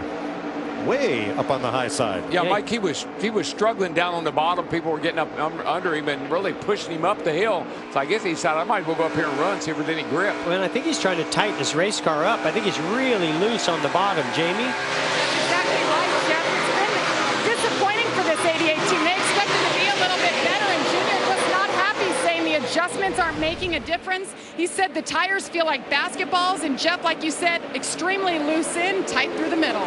Yeah, I watched his car in practice. I was really impressed. He had a great practice, good speed, qualified well. I was expecting some good things out of Junior today, and the day's not over with yet, but I'm surprised he's not running better than he is. Well, look at the back of the pack. The day could be over soon for some of these fellows who keep diving into the corner 3 wide as new tires battle old tires. I think it doesn't take you very long to realize this doesn't work so hot. I got to get single file here because that 3 wide stuff is treacherous. Here comes Harvick for 12th. He has fresh tires. Chase Elliott does not. Martin Truex and Jimmy Johnson come marching through the field on new tires. They're up to 8th and 10th respectively. I kind of like the strategy though, Mike. You got to manage your tires, and you can't just throw them here. You know, every time a caution comes out, you can't throw tires on these cars. I like the way they're thinking. Vince. Yeah, in fact, that's one of the conversations that Kevin Harvick and crew chief Rodney Childers have had about the tires and the amount of tires they have left, how they're going through them. Right now, Kevin's pretty happy, just would like a little more grip with the car. No major changes to the 4 right now, and he's got speed. 7th place. I love how the grooves have widened out. We see Denny Hamlin up high, Martin Truex Jr. right on the bottom. That's what's creating a lot of this great racing and side-by-side racing all the way through this field, and some great passes. Well, we've had 6 caution flags counting the stage end, so 5 mid-race cautions in stage 1. A lot of teams kept firing on tires, trying to find the right balance, trying to find the right handle. But what does lap 120 pay? nothing. Well, some stage points. Well, the cash dollars, no. Matt? Mike, Ryan Blaney, the 21, another one of those cars who stayed out last pitting on lap 97. And Ryan told me, although he didn't win Saturday's Xfinity Series race, he learned a lot. Much more transfer over of knowledge from Saturday to Sunday than he told me normally he experiences. The biggest thing is just learning what these cars do with this tire as more and more rubber is put down. I just think that the more experience you have, I just keep thinking about Matt Kenseth, how well he runs here. At the end of the day, he's a guy that can not only manage his tires, he manages his car. He knows when to go, and he knows when to let somebody go by him. He really runs a smart race here. Well, and to add to that, DW, his communication with his team on how to stay on top of the track as it changes throughout the day, as the rubber gets laid down, as the grooves move around. I think that's one of the most impressive things to me about Matt Kenseth. Vince?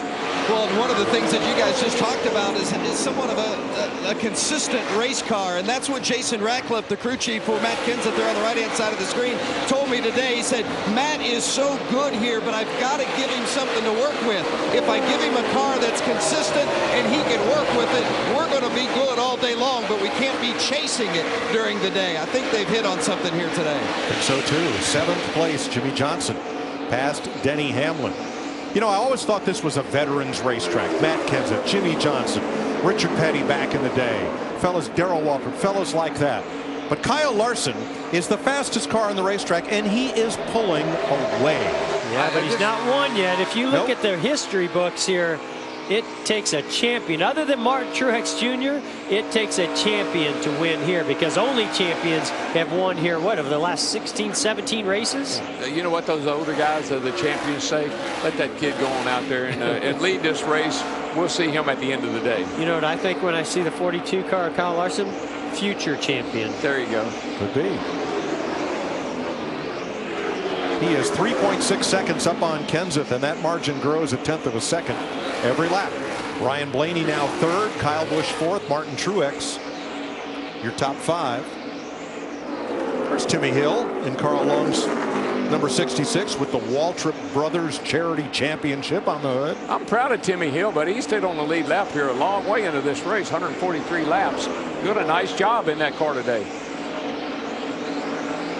All right, Larry, so some have stayed out, some have put tires on. You know, what are these guys up front like Kyle Larson, those and Blaney that didn't take tires at the end of that stage? What are they looking to have happen for this to play out well for them? Jeff, they had 16 laps on their tires when that caution came out. I think what they need is a fairly long green flag run right here, and I think things will somewhat equal out, because right now, though, in the next 10 laps, if a caution comes, I think they all come, because that would get you to the end of stage 2.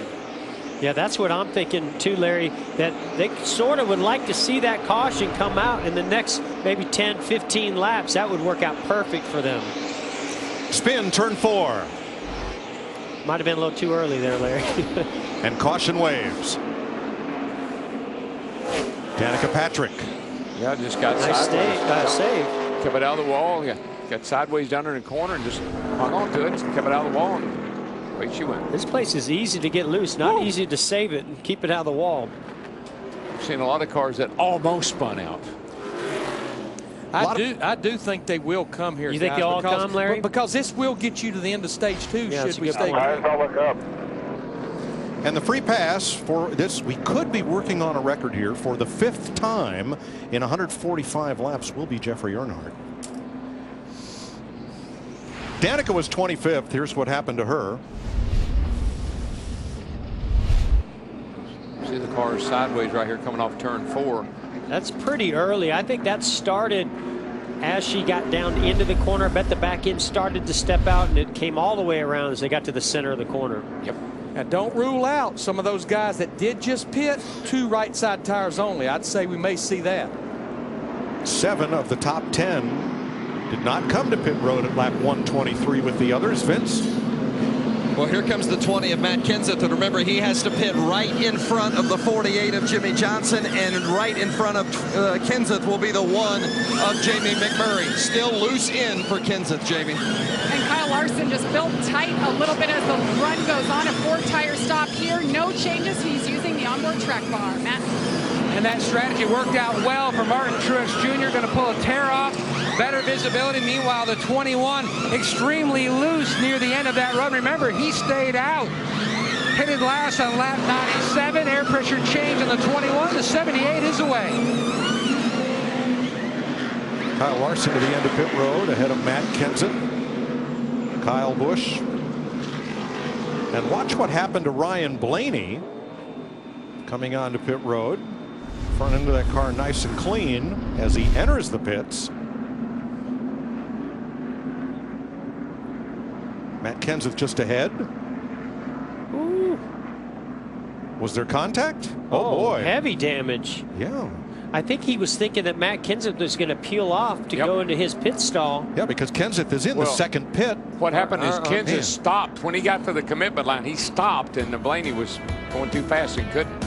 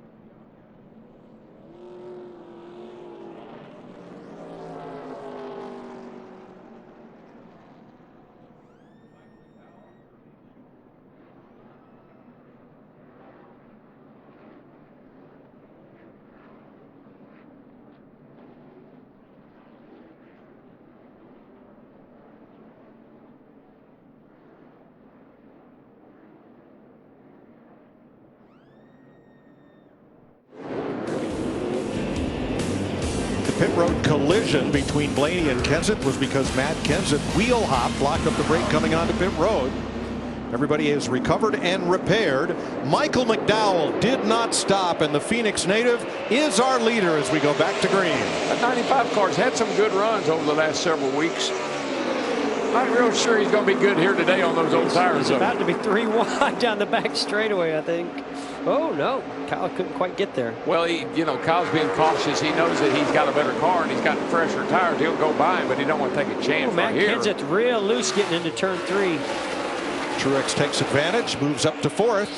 And we've seen a little bit of this out. Sorry, DW, out of Kenseth. His car starts really loose. It seems to come on well as the race goes on. Ooh, that was almost a disaster between the 8th team. Kyle Busch had a big backup in turn 2 and almost got collected by Truex. I am so impressed with Michael McDowell that he's been able to maintain his position so far in these opening laps after that restart. But you know what I like about it? I mean, he's running the low line. He's giving the outside of these guys, and they got to get around him. Little team having a great run here. Levine Family Racing. Those are 24-lap tires. Jimmy Johnson now to the inside. Jimmy gets real loose underneath them. See that happen even to the best drivers here. When you go in the corner underneath somebody, it just sucks you a little bit loose.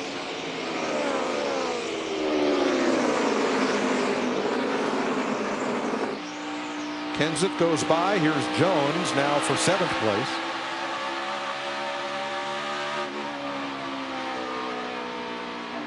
Can't get past him at the entrance to the corner. No, but that was textbook right there. Yes. That's how you do it. See, he checked up a little early, got down in the corner, got settled into the bank, and then went back to the gas early and squirted by Michael McDowell.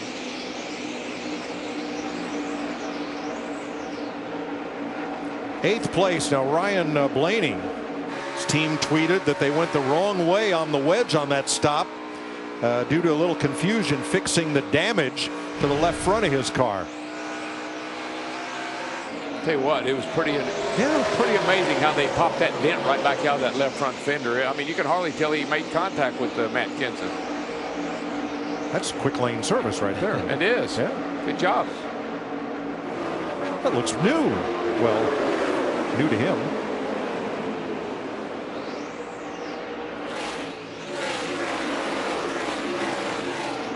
Oh, Michael McDowell really loose as Kevin Harvick got to his rear bumper, and then a battle between Joey Logano and Chase Elliott a little further back. Yeah, that's because the 95 was holding those guys up, caused a little bottleneck there. Vince. You know, I talked to crew chief Rodney Childers for Kevin Harvick before the race. Didn't seem all that optimistic. Was a little concerned how their car might handle today.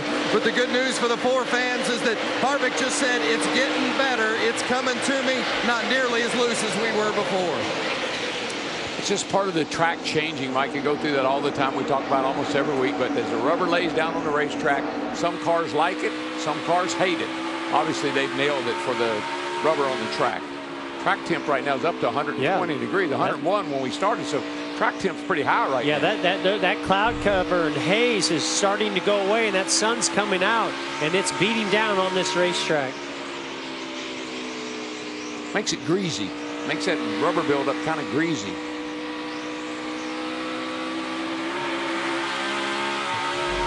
Let's check with Larry and our Ford Performance Cutaway car. Well, guys, the drinking word of the day is loose. We've heard everybody talking about being loose, and I think we felt like it would rear its head here this weekend with this low downforce aero package.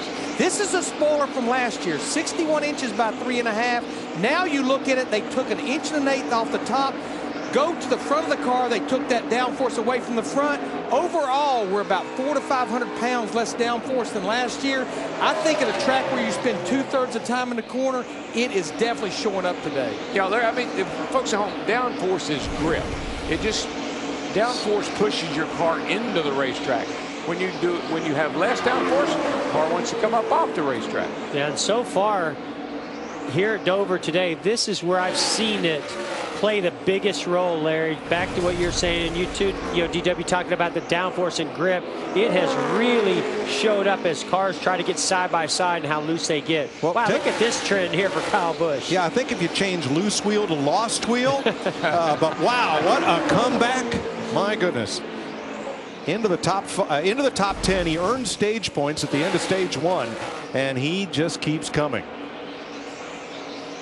He led the first 18 laps from the pole. Mike, he had a great car. He sat on the pole here. He led the first 18 laps, and they had that problem in the pit. It took him a while to overcome it, but here he is, back 2nd place. This is when Mark Truex Jr. is riding behind Kyle Busch and saying, hey, I thought he had a left rear tire come off on that first pit stop. Where'd he come from? Yep. Sometimes you have damage and it hurts the car. I think that damage helped that car. Here's a Michael McDowell check. Remember, lap 123 is when he was last to pit road. Austin Dillon just gets past McDowell for 18th place. Michael's got 12 starts here at Dover, so he's been here several times. And that car has had some good finishes over the last few weeks. Austin Dillon. What does that remind you of, Mike? Back in the day, Cale Yarborough. Remember that old camera you had up in the car at Daytona that time, shaking like that? You know what's really cool? Peter Larson, who with John Porter came from Australia to give us those great movable panning and tilting in-car cameras for CBS way back in the 1980s. Peter Larson and his group, now BSI, is still doing it today. So we'll salute them and show off some of their best work with some of these onboard views as we crank it up.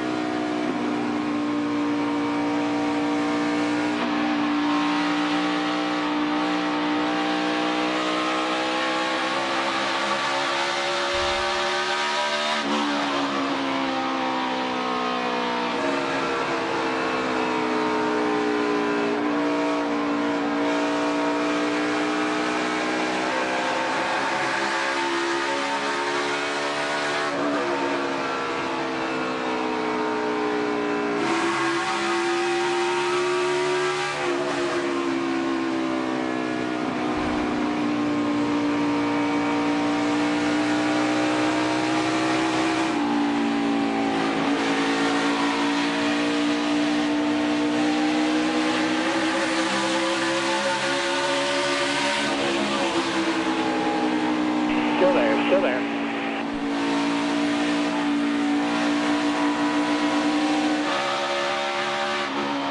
Still there. You're clear.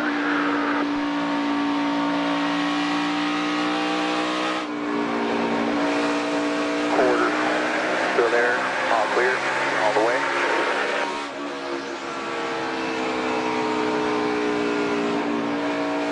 Watching the 7th place battle in front of Kevin Harvick. Ryan Blaney, Denny Hamlin. Toyota versus Ford. What I saw in this battle is a battle of who's looser than who. Yeah. 11 goes sideways in the corner, and all of a sudden Ryan Blaney went sideways, and it's like, hey, you're pretty loose. Ooh, I'm a little looser than you.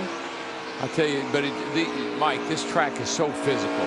With all the banking, the bumps, and how hard you have to work to get a car around this racetrack at a decent speed, it physically will take its toll on your body. How disciplined you have to be. It makes you grip that steering wheel really tight because you're just holding on tight and sliding through these corners all the way around here for 400 miles. Back in the day, we ran 500 miles. Yeah, nobody's as tough as you guys when you have to do 500. This was one of those races when they had to help you out of the car. I mean, it was so physically demanding. They literally had to come over and pick you up and get you out of the car when the race over with. I'm not sure if this is where Bobby Allison first introduced power steering to then Winston Cup racing. He gave DW a little wave out the window with his power steering, and DW didn't have his power steering. He put his arm out the window and waved at me as he went driving by. I think he did that same thing on that little trotter we were on that day racing over there. He waved goodbye to all of us. Now remember when Ryan Blaney got into the back of Matt Kenseth coming onto pit road and did what we thought was some pretty heavy damage. There's Kenseth wheel hopping, trying to get down to pit road speed. There's the bump. There's the damage. Matt, how'd they get it fixed? Well, when the 21 car hit the box, the damage that left front corner, you can see it right here. And simply as Ryan Flores, who comes from up in this area, the front tire changer, he takes that off. Now watch, about 3 pops, boom, boom, boom, pops that right out. Now you can see in the back, the wedge adjustment had been completed because of all that confusion. They went the wrong way, so the car was loose on entry over that run. It's going to be even looser, so he's going to be more cognizant of adjusting with the track bar adjuster, trying to help that entry as this run goes on. Very nice job of fixing that. All the things they did, fix that dent in the left front fender, put some wedge in the car, change 4 tires, fill them up with fuel, and away he went. That's pretty amazing. Dover Air Force Base nearby. A lot of our nation's military on hand here to watch the action at Dover.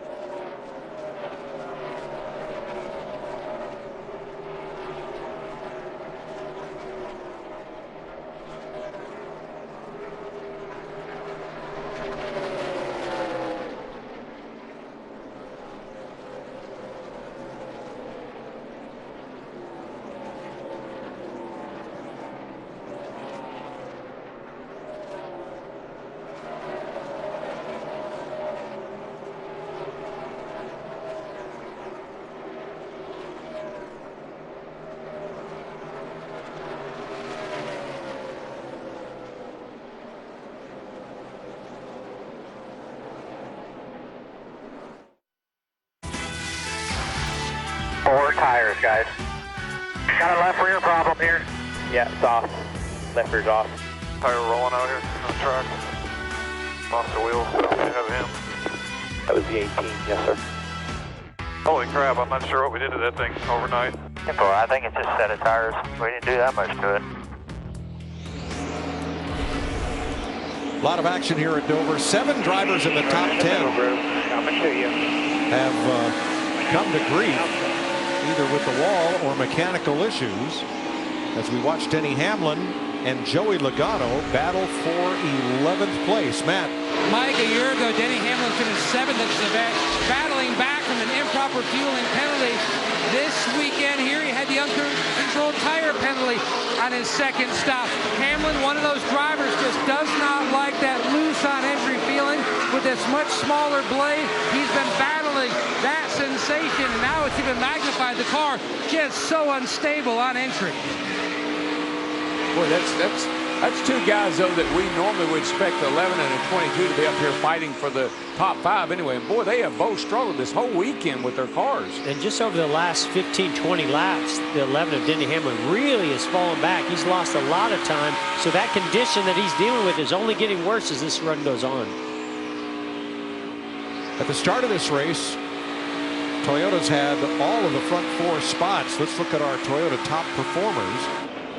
As we close in on halfway, Kyle Busch, after losing that wheel, has come all the way back to 2nd. Martin Truex has led 70 laps. He's 3rd. Matt Kenseth in 5th. Eric Jones in 6th. Then Hamlin and Suarez.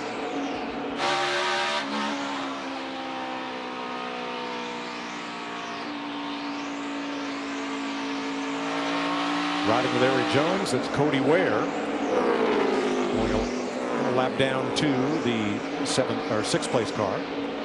And here's Hamlin and Logano continuing to battle. Check in on Dale Earnhardt Jr. in 18th. Jamie?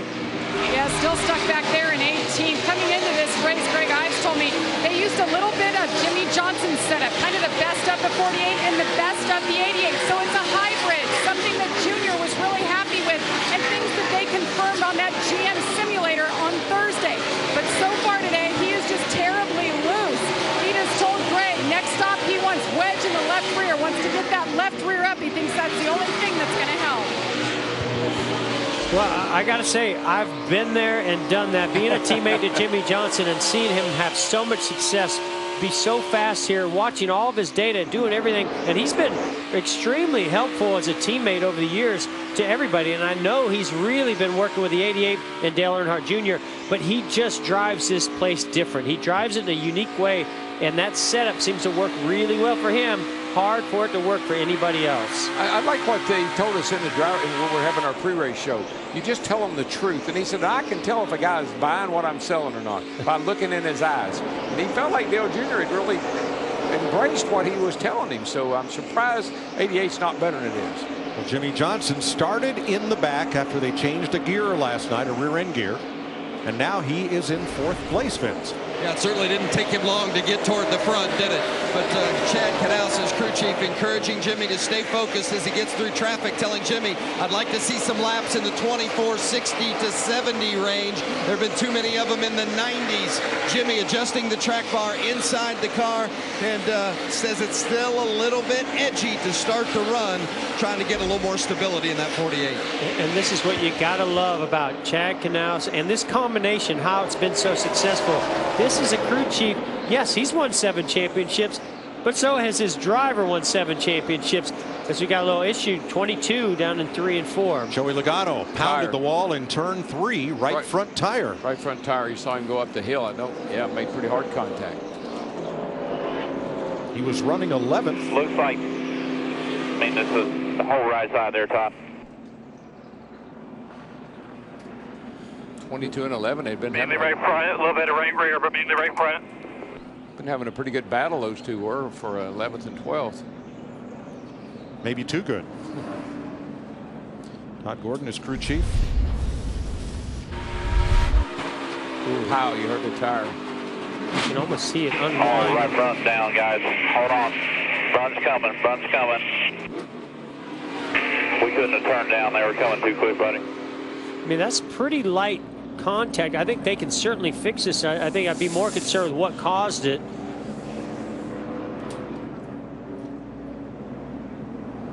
I don't know. This car has just had no speed in it. It wasn't very good at Charlotte. Hadn't been very good here.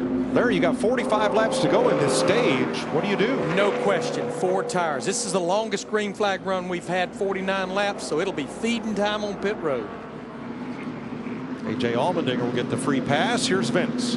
Well, Jimmy Johnson worked so much in practice yesterday on getting the most out of this first pit box, being going fast enough but not too fast to get every bit of it he can as an advantage. Loose on landing, tight center off for the 48, Jamie. Kyle Larson said the balance is good. On sticker tires, just starts off a little tight, but then the drive off is great. The happiest driver I've heard, a 4-tire stop, man. And Martin Truex Jr. comes to a stop, empty box ahead for easy exit. He asked his team, did you do anything different? It felt different on the left rear this time. Cole Pern told him no. Meanwhile, the 18 of Kyle Busch, his car just continuously gets loose on that yellow Toyota. Service complete. How close was it between he and the 78, Mike? Well, Martin Truex will pick up 1 spot, but Kyle Larson will be the first off pit road. We'll show you the battle for second behind Kyle Larson. There's how close it was. Wow.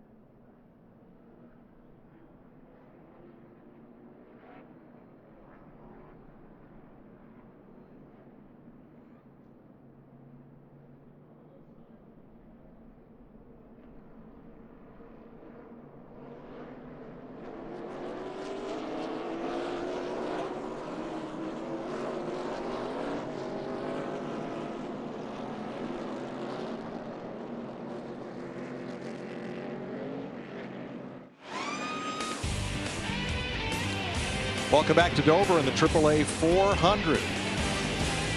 Damage to Joey Logano's car after getting up in the wall in turn 3. Both Penske cars were difficult. Keselowski out of the race. Tough day for Stuart Haas and for Joe Gibbs. But we're getting ready to go back to green. It'll be 42 laps to go in stage 2 when we restart. And as Larry pointed out, everybody in the top 19 came to pit road for fresh tires and Sunoco race fuel. Mike, list says 41 had an accident, 10 spun, 14 oil leak. That's the Stuart Haas cars. The 22 and the 2 both in accidents. The 11 uncontrolled tire, 18 tire issue, 20 had trouble on pit road with contact. Here's Jimmy Johnson's team. And only 3 sets of tires left. It's going to be exciting. 200 laps to go, 3 sets of tires. Yep. Wow. It's Chad Knaus. Here we come to the Geico restart zone. So what I'm hearing there is pit strategy is a long way from being over in this race.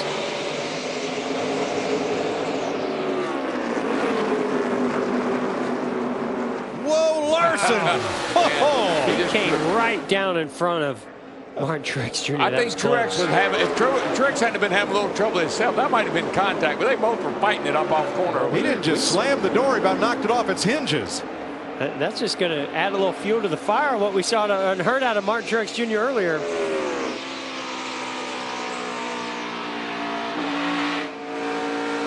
Kind of reminds me of just getting in front of Earnhardt and I'd say, what the heck was I thinking? I don't want him behind me.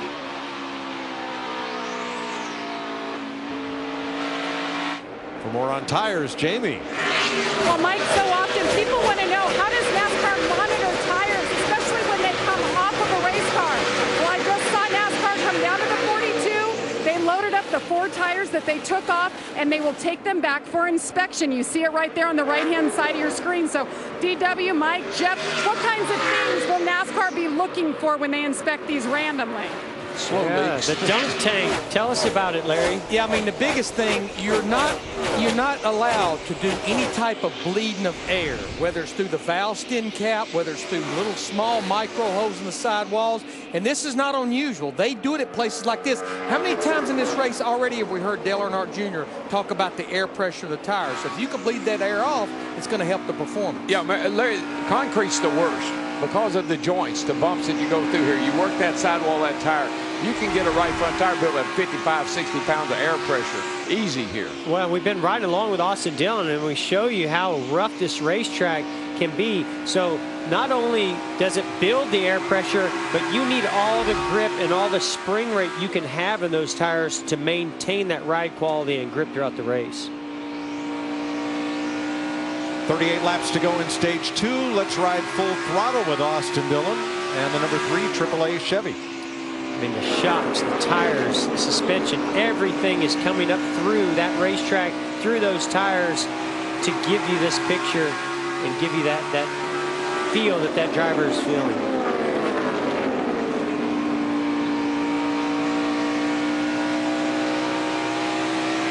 Last lap of the 40, change to 50, 10 better than the letters.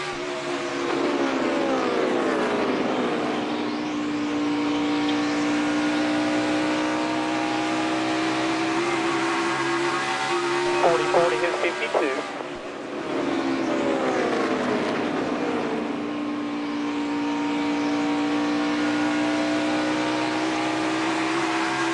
David Reagan had a problem, almost brought out a caution, but he's made it around to pit road here. He's show you what happened. Right side damage. Ooh. Flat tire. Now, usually when it happens that early after a caution, there's some kind of contact that a driver has made with another. He was running 22nd. He did not stop under that caution. He took the wave around to try to get his lap back and did, but then lost a tire. Mike, that's the downside to not having as many tires as you. You start trying to manage your tires. You try to stay out on tires. You pick up debris on the tire, and sometimes you have a flat. Michael McDowell finally coming to pit road here. Let's get an update from Matt. Mike, before the issue with the tire for Joey Logano, he'd been telling the team that he had been on the tighter side. Now, I spoke with a tire engineer who examined that tire after it came off the car. He said nothing really stood out as a clear indication of what might have caused that issue. He surmises possibly something with the bead, but they will not know for sure until they dismount and get a better look. Now, a couple of those tires had a very similar look to them, Michael, like it was a sidewall failure, but that's normally air pressure and camber.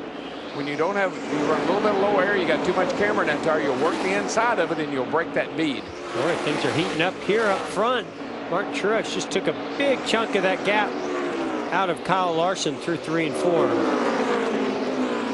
Oh, I think they definitely made Truex's car a little bit better on this last pit stop, and he's now able to get up here and challenge Kyle Larson for the lead. Truex really good around the bottom. Look how he closes when he runs that bottom line. 42's up the hill just a little bit. Truex looks like his car is perfect.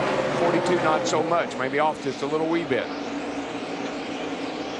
Right there you see that close right in the middle of the corner, right when you get back to the throttle.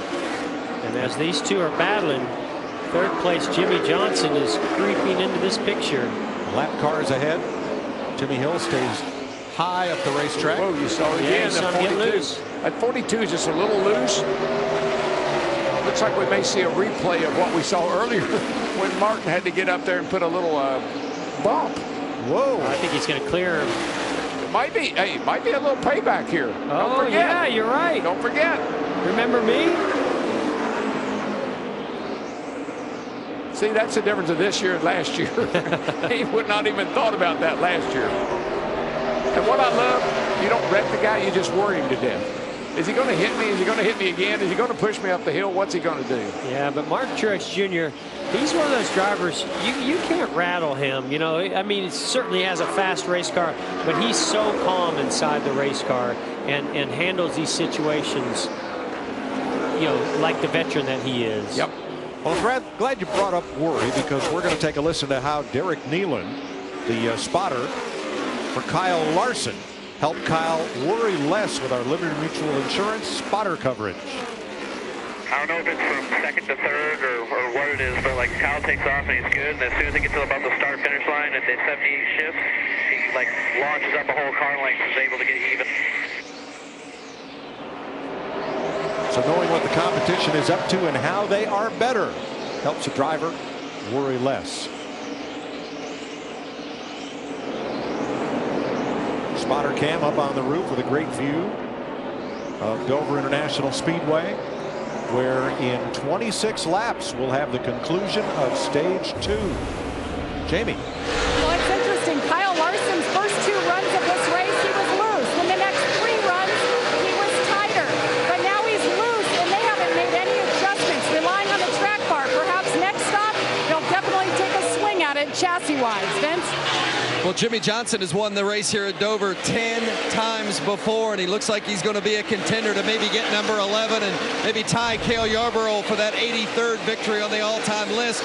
Jimmy working that track bar inside the car. The one concern they have, tires. They've only got 3 sets of stickers remaining. They have glued up a set of scuffs, put the lug nuts back on, but Chad Knaus warning Jimmy Johnson, tires could be an issue down the stretch. Whoa, turn 3 up the hill. Cole Whitten, I thought he was headed for the wall because he got a big shot going off in turn 3 by Regan Smith, and that happened right in front of the race leaders. What you saw, the cause of that turn 2 car in the wall. Goodness, it looks like the 20, Landon Castle. Oh yes, 34 of the yellow car. And that'll give us a caution at lap 218. And that looked like a right front. It did. Now Landon Castle also took the wave around. He was in 21st place. So he had a lot of laps on those tires. Yeah, I think that right front's down like what we've seen all these others. See back here, and the car just goes up the hill. You can't do anything with it when it's got the right front flat. Well, what's got to be really worrisome for these crew chiefs and drivers right now is, okay, you got to conserve tires. You don't have a lot of tires left, but you're seeing tires fail and people get in the wall. Yeah. Matt? And Mike, up and down pit road, teams are starting to re-glue up sets of tires that they've already used. That's a set that came off Denny Hamlin's car. They've got 3 sets of stickers in the pit, working on gluing up a scuff set number 4. Well, that first set only has 18 laps on it, plus qualifying, which could have been 1, 2, or 3 rounds. I think we're going to see a mixed bag here because we're going to go back racing with about 15 laps to go to the end of stage 2.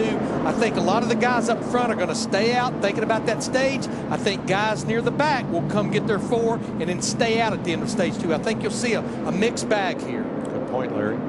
Danica Patrick gets the free pass. First car 1 lap down. I think it makes sense at 42. We see him on pit road. That car was not good. The car was loose. He needed to work on it, Jamie. And he just told Chad Johnston, his crew chief, we're junk. I don't know what happened. Maybe it's this set of tires. So they said, let's bring it on down, put a new set of tires on it. And you see they are going to make a chassis adjustment there, although they're risking it, he said, because if another set goes on and our car is good, well, we just went the wrong direction. Well, they've tried a lot of different things. Earlier they had a 2-tire stop. This time they get 4. 21 to go in stage 2. Martin Truex Jr., your leader.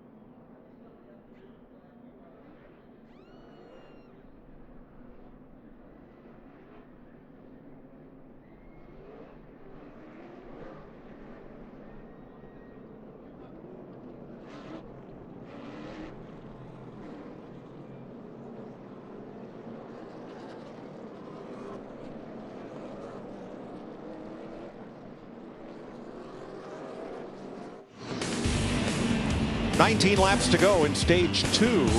Everybody's weaving because when the caution comes out here, all of that hot rubber that's been laid down on the racetrack comes up onto the tires and sticks. So you got to weave back and forth and get rid of that so that you've got a smooth surface to get traction when we restart. Yeah, the track is black. You can see the groove where the cars are running, but as soon as the caution comes out, and it's particularly if he's down on these hot tires, all that rubber is picked back up on, and where does it go? Right on those hot tires. So hopefully it's all off there now as the 2017 Toyota Camry XSE pace car leads the field. Good, Mike. In DW, you can get the rubber off the rear tires because you can spin them. The front tires are the ones that are the toughest to get off. I think that's why when these restarts are treacherous as they are, and particularly when you stay out. So the first cars on new tires are 19th and 20th place. Kyle Larson and Regan Smith. Truex versus Johnson. This may be a preview of things to come. And here comes Larson, 3 wide around the top, passing 2, 4, 5, down to the bottom. He's going for more. I'll tell you, he's got 4 fresh tires on that car. He's going to go somewhere with them, I can promise you that. That was an impressive opening lap.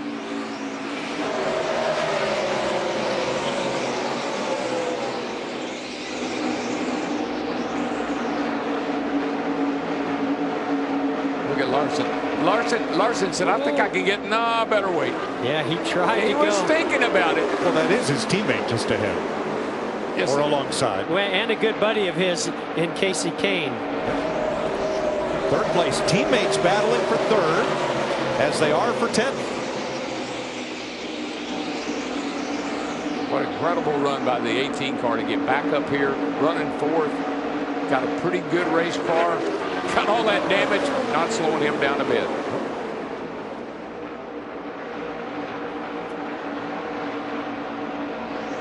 Kyle Larson's led 115 laps so far today, Jamie.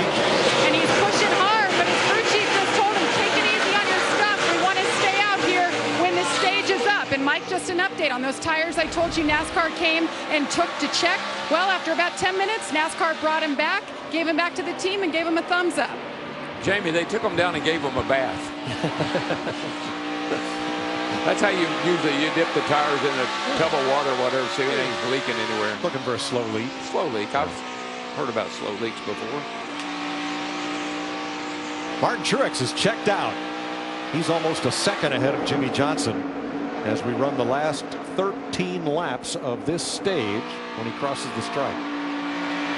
I do think that the 42, when they told him to slow down a little bit and take care of his stuff, he did back it down a notch because he was tearing up through there passing everybody. Now he just kind of looks like he's maintaining to the end of this stage.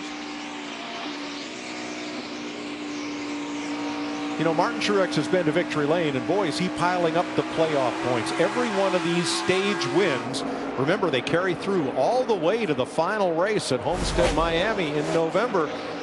He's got 17 playoff points in the bank now. I mean, wow. That's a lot. That's going to be a lot. And we don't really know because it's the first year with stages and stage points and playoff points of how this is really going to factor in.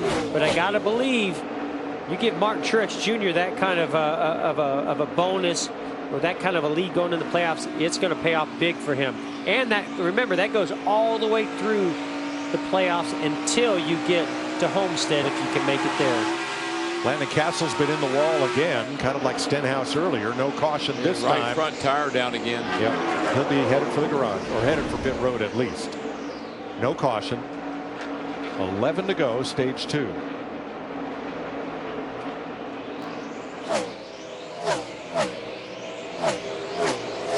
Cars run some pretty equal times, Mike. 24.50 on the leader, 24.40, 40, 47, 50, 50. Pretty much that first 5 or 6 about the same speed. I think Larry, probably every crew chief's been on the horn telling his driver, don't wear your stuff out.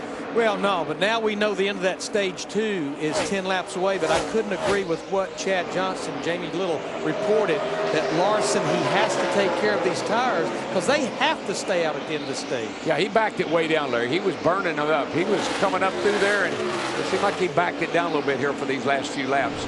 Jamie, what you got? Well, Chase Elliott, nice comeback for him. Remember, remember, he got busted for speeding early in this race, and his car hasn't been great, but they've been working on it, making it better. Right now, back into the top 10.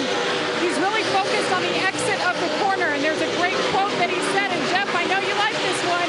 Yesterday, Chase told me, heroes drive into the corners, legends drive off. So that has been their focus, driving off well. I love that quote, and it's so true, especially when you see all these cars getting loose into the corner here at Dover. It's getting off the corner and carrying that speed down that straightaway. And that's true everywhere, but I think it's especially true here.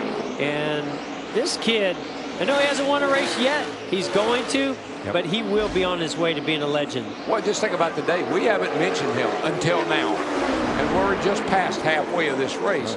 That's when the really smart guys, that's when the really good guys, that's when the good cars start to surface the latter part of the race. Quick recap of penalties thus far. Chase Elliott too fast exiting back about lap 50, and Denny Hamlin uncontrolled tire. Trevor Bayne too fast exiting at about lap 123. So very light on penalties so far. Joe Gibbs Racing, when they won here last year, that was their 7th victory of the year. All 4 drivers have won. This year winless in point races. Here's how they run. Matt? Mike, Denny Hamlin, you can see running in the 12th position.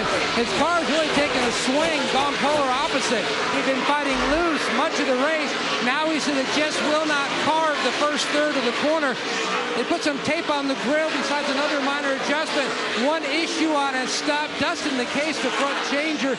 The gun had a little bit of a hiccup. Got stuck in neutral just for a quick brief second there. Lost a little bit of time on that stop. Thanks, Matt. Did somebody say Kyle Larson was told to slow down? I was going to say, I know you said he's taking it easy, DW, but I don't see it happening. I really don't understand why he's passing these cars, because they're all going to have to pit in just a couple of laps. I don't think it's that he's sped up so much as that I think these other guys are on the end of this tire run here, and they're just hanging on trying to get to this next stage. And he's got fresh tires, so it makes it look like he's really going hard. Well, he's made 12 passes for position since the restart. But as Larry pointed out, he's got to stay on those tires for the next restart. But his lap times really aren't any better than anyone else. He just ran a 24.40. Our leader just ran a 24.50. So he's really not driving that hard. It just looks like it. If you say so. 2 laps to go in stage 2.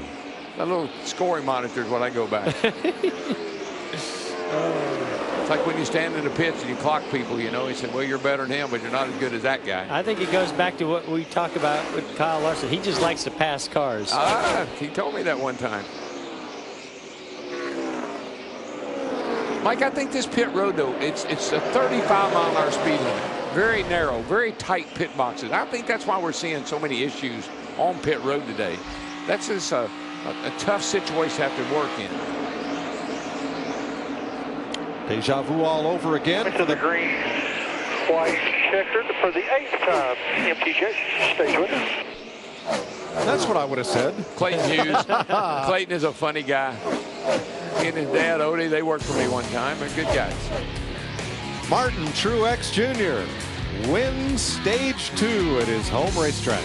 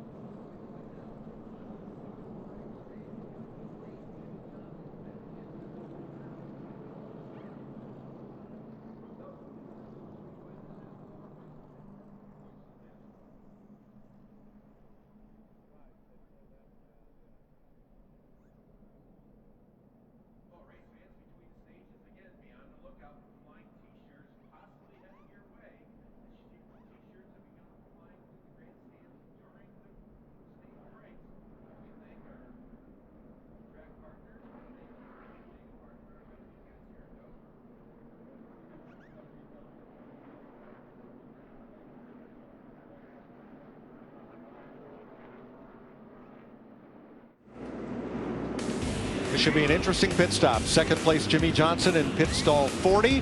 Third place, Matt Kenseth, his rival, in pit stall 39. Here they come. Vince. Well, it's been a point of contention too, Mike, for the 48 and also the 1, which has to pit in front of the 20 today because of that penalty that the 20 had. Jimmy Johnson says the car's pretty good, but still a little too loose on landing. Matt Kenseth in that 20 needs some help when he gets back to the throttle. That's what they're working on, Matt.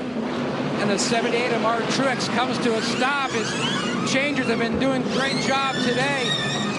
Chris Taylor and Lee Cunningham. He says on the splitter early, a little too free near the end of that run. Meanwhile, the 18 of Kyle Busch, the change they made air pressure wise did not help. They're reversing that. The car just too flat the first few laps. Back to green, no grip. Kyle Larson, as you see, did come in for those, perhaps for those 2 new left side tires that they had.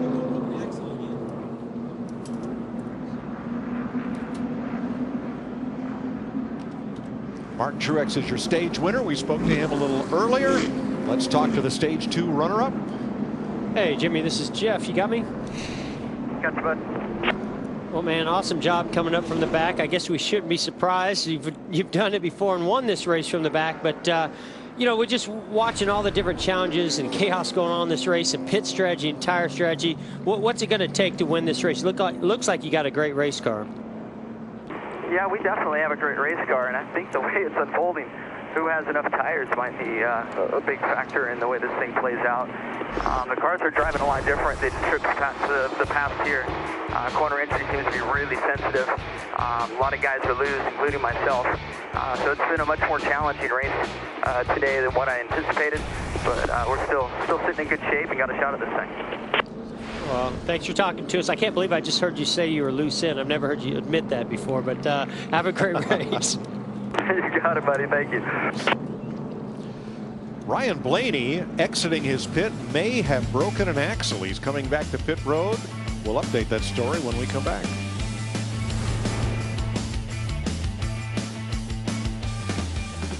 Guess what?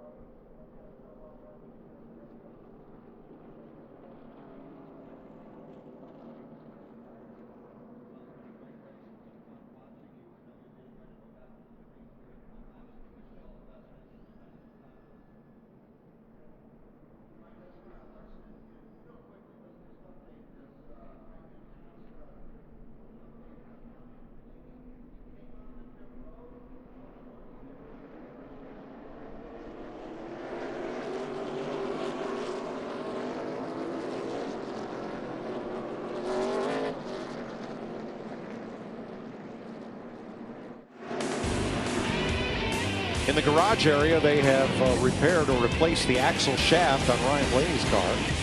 The half shaft. Boy, that was quick. Well, you know why? They did the same thing happened last week, remember? Yep. So I guess they were prepared in case it ever happened again, not thinking what happened again today. Concrete pit box, asphalt pit road. back on track. I believe he's a lap, maybe 2 down. We'll check that in a moment. Kyle Larson with left side tires. Martin Truex, Jimmy Johnson, Matt Kenseth, Kyle Busch, Kevin Harvick, Chase Elliott, Casey Kane, Denny Hamlin, Eric Jones. They are the first 10 of 23 lead lap cars. Ross Chastain got the free pass, and we're ready to go back to green. Like 154 laps, 153 come to the line to go. That's a long way to go with not many tires. Geico restart zone. Here we go.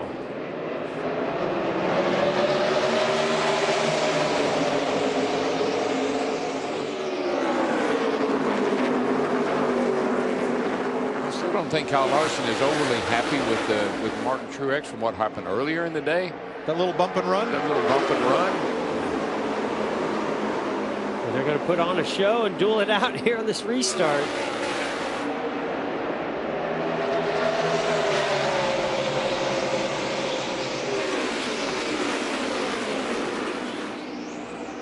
Jimmy Johnson going to try to take advantage of this. Gets to the outside of Truex. But this is going to put a lot of pressure on Truex. He's going to need to complete this pass. Oh, big slide for Truex. Man, how did he save that car? Incredible job by Truex not to take that 42 out. That was amazing. Or himself out. Whoa. I was talking to Mark Truex about this about last week. I said, you said you were so loose. You make it look so easy. He goes, oh man, I'm on the edge. I'm on the edge. Well, that's the first time I've seen it actually look hard, because he almost lost it. I tell you, I don't know how he keeps off of it right here. I mean, that is inches. You could about fit a dollar bill in between those two fenders. And of course, Jimmy Johnson loved it because he turned to the bottom and moved right into second place.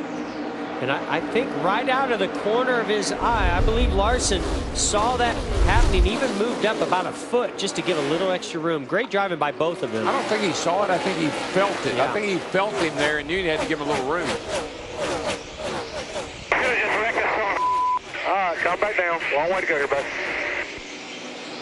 That was Martin Truex. Yeah, there's just, for whatever reason, Martin and Kyle Larson, they got a little thing going today. They're getting a little annoyed with each other.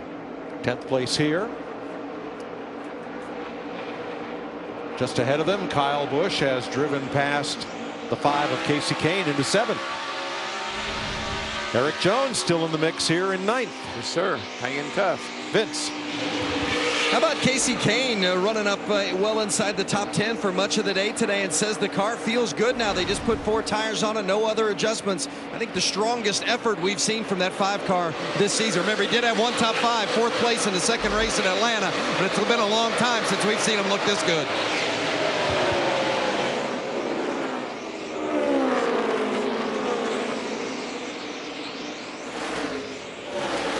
You know, when you start talking about Jimmy Johnson the most, the latter part of the race. Of course. That's when he really turns it on. You know, it's interesting you say that, DW, because if you look at the stats, Jimmy Johnson's not dominated this race like we've seen in the past since 2014, but yet he still has a win or 2 in there. Yeah, I think it's the knowledge of the track. I think, you know, the track's going to change. Things are going to change a little bit here and there. It's Chad knowing what to put in the car to make it good at the end of the day. And the other thing I think is important is his conditioning. That man stays on the wheel all day long. All right, we heard from Martin Truex's side. Here's the 42, Kyle Larson's. I'm sure he's going to be mad at us about that one, too. I don't care. It's racing. Amen. I like that. 2 different opinions. Just racing. Both Come on, man. Yeah, just racing hard.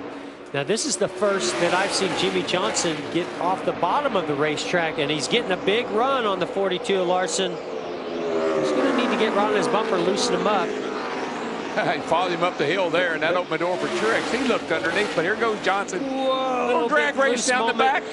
But this is where Larson's really paying attention. His spotter's probably doing a good job telling him what's going on. You know, he moves up the racetrack. Whoa! Oh, contact. Whoa, he got into the side of the 48 that time. Well, the Mark's door going to was be mad open. at 48 now. Goodness gracious. And here comes Kenseth in the 20. Just remember, Mike, Jeff knows this, that 42 and the 48, they got the same engine on the hood. There's our Henry Kenyon's up on the hood of that 42 car.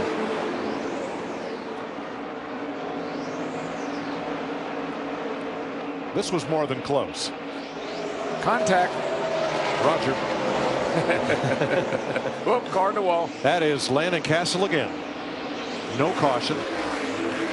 He's going to get it down to the apron and bring it around to pit road.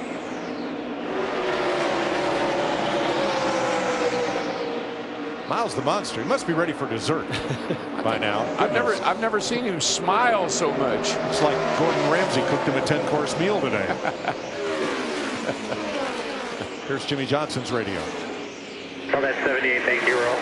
Jimmy, the 78 had to pick the 42's rear tires up 130 this race for blocking. Pretty sure you can do the same. I believe that's what I tried to do.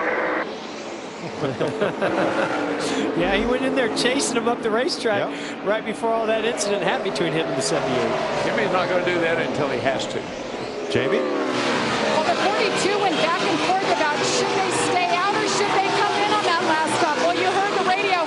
They decided to come in and take laps. So remember, those right sides on the 42 have 20 more laps on them. So the handling isn't quite what it was, Vince. As far as the 48 of Jimmy Johnson is concerned, if they've had a weak spot in this part of the race, it's just been their short run speed, the first 10 laps of the run. But once the run starts to string out, Jimmy Johnson is really fast. So we'll keep an eye on this and how long this run goes, whether or not Johnson can get past that 42. Yeah, I think Jimmy's sitting in a really nice spot here. The 42 got extra laps on his right side tires. Johnson should be able to go car better on the long run. He should be able to get up here and get the lead. DW, something I'm seeing right now is Truex is actually falling back. You know, he lost that track position. I don't know if he has some damage that may have come from that little contact, the 42 or the 48, but Matt Kenseth got by him, is actually pulled away a little bit. Yeah, and you know what happens sometimes, Jeff? You lose your temper, you get upset, you do a couple of things that don't work out for you, and then you got to calm down. You got to back off a little bit, catch your breath, regroup, and then go again. On that last restart, it looked like Ryan Blaney's car was only pulling with one wheel, and he went to the garage. We've got debris high on the front stretch, bringing out the caution here at lap 264. Might have been from Landon Castle's car, but not sure. Castle came in, got another tire, and went back out. 137 laps to go.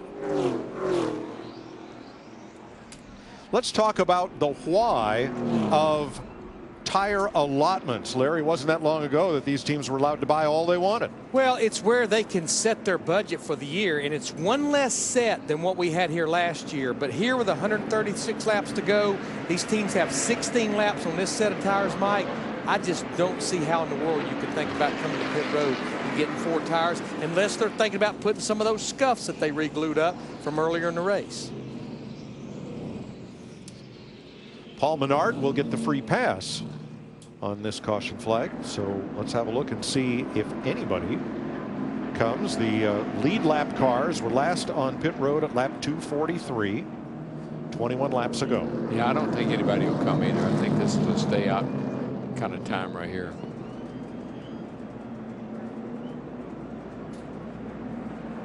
Counting the stage ends, this is the 11th caution flag of the day.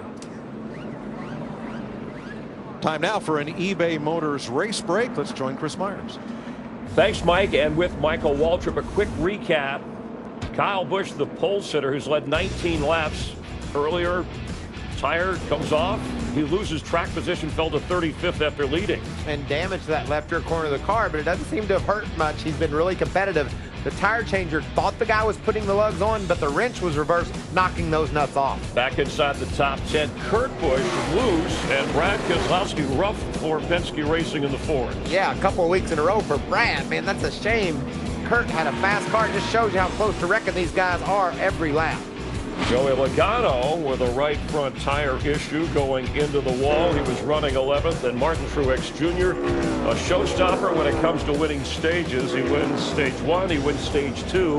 And again, he's the only driver in the history of NASCAR to have driven for the cycle, meaning he won all the stages and the race has a chance to do that here, but he's battling Kyle Larson and Jimmy Johnson, who started it at the back, and he's worked his way all the way up, but he's yet to actually lead this race. Yeah, and the last time he won here, I don't think he took the lead till like 23 to go for the first time. So Jimmy's just steadily and constantly marching his way to the front. I think he says, that's cute, y'all winning all those stage points. I want to be around when the checkered flag falls, and he's in a position, Chris, to do that again here today, making his record-breaking 11th win here at Dover. If he can do it, and it seems like Kyle Larson, there's some things going on in this race. What have you seen over the first two stages you think that will play out in the end of this race? Remember last year in the fall here, they finished with over 200 green flag consecutive laps to finish the race. Well, look at Larson. He's on a different tire strategy right now. They'll get matched up, he, Johnson, and Truex, and I think we're going to see a heck of a battle. They came together, and then also Matt Kenseth lurking right there as well. So there's so many plays that are going to so many things that are going to play out over the last half of this race. It's going to be awesome. And we still have, remember, after this race, we're halfway, 13 races to NASCAR's playoff. That is your race break. Let's head back upstairs and join Jeff, Darrell, and Mike.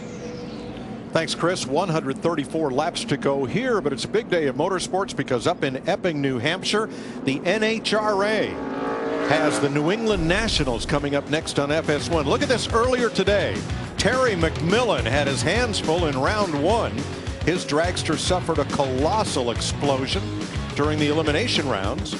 On Friday, Courtney Force had a similar incident in her car, and it's all happening on the quarter mile in New Hampshire. Yeah, on FS1 next. Courtney's over Bell Island yesterday watching Graham Rahal win that race yesterday handily, I might say. So, yeah, they're having a good weekend.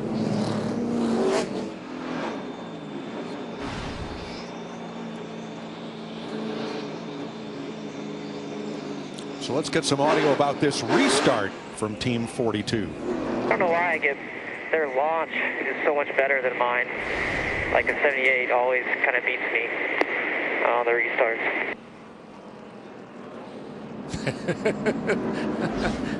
Well, we'll work on that.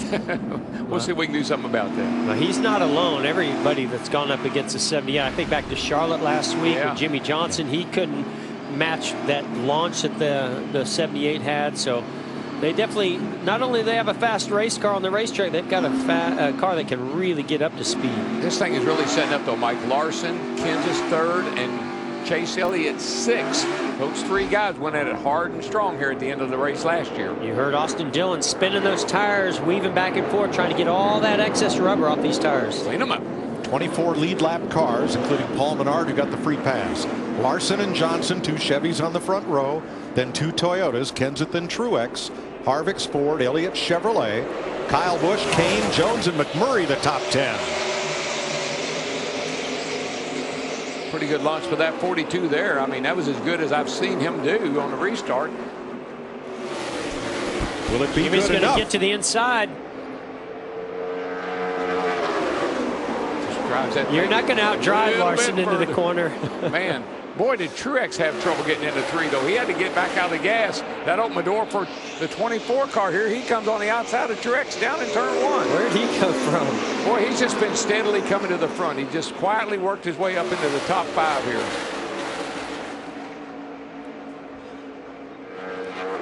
Jimmy Johnson has not yet led today. Last May, he didn't take the lead till lap 383, or rather in 2015.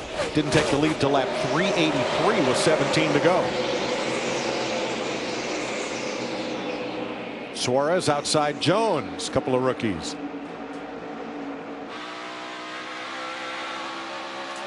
Right now, I think Suarez is the leading rookie contender. He and his teammate are running first and second in that category. Actually, they're not teammates officially, but you know what I mean. Dale Earnhardt Jr. backing up to 19th. He restarted 15th.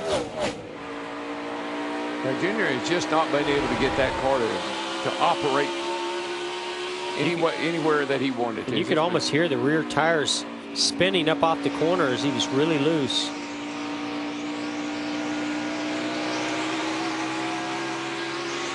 Yeah, one reason Dale Earnhardt Jr. is losing spots back there where he's running is several of those teams around him, like Chris Buescher in the 37, A.J. Allmendinger in the 47. A lot of them pitted, and I won't say they put on brand new tires, but they put on fresher tires. Yeah, even with them being cooler, down to the optimal pressures to start this run, even those things are an advantage. You know, I didn't mind if other people had fresher tires than me, as long as I wasn't the first one that they could get to. Once they get to you, they just start eating you up. And that's the case with Regan Smith in that 43, fresher tires on that 43 car. An update on Eric Almirola. He is improving week to week. And he says the difficulty in his stage of recovery right now is that his back doesn't hurt anymore, but he still has to be careful with it. No back brace or anything like that, but he's still on limited duty, no lifting, and of course, no racing, not for several weeks to come. But good to hear that he's progressing nicely after that Kansas crash. Yeah, it's the what ifs that you have to worry about.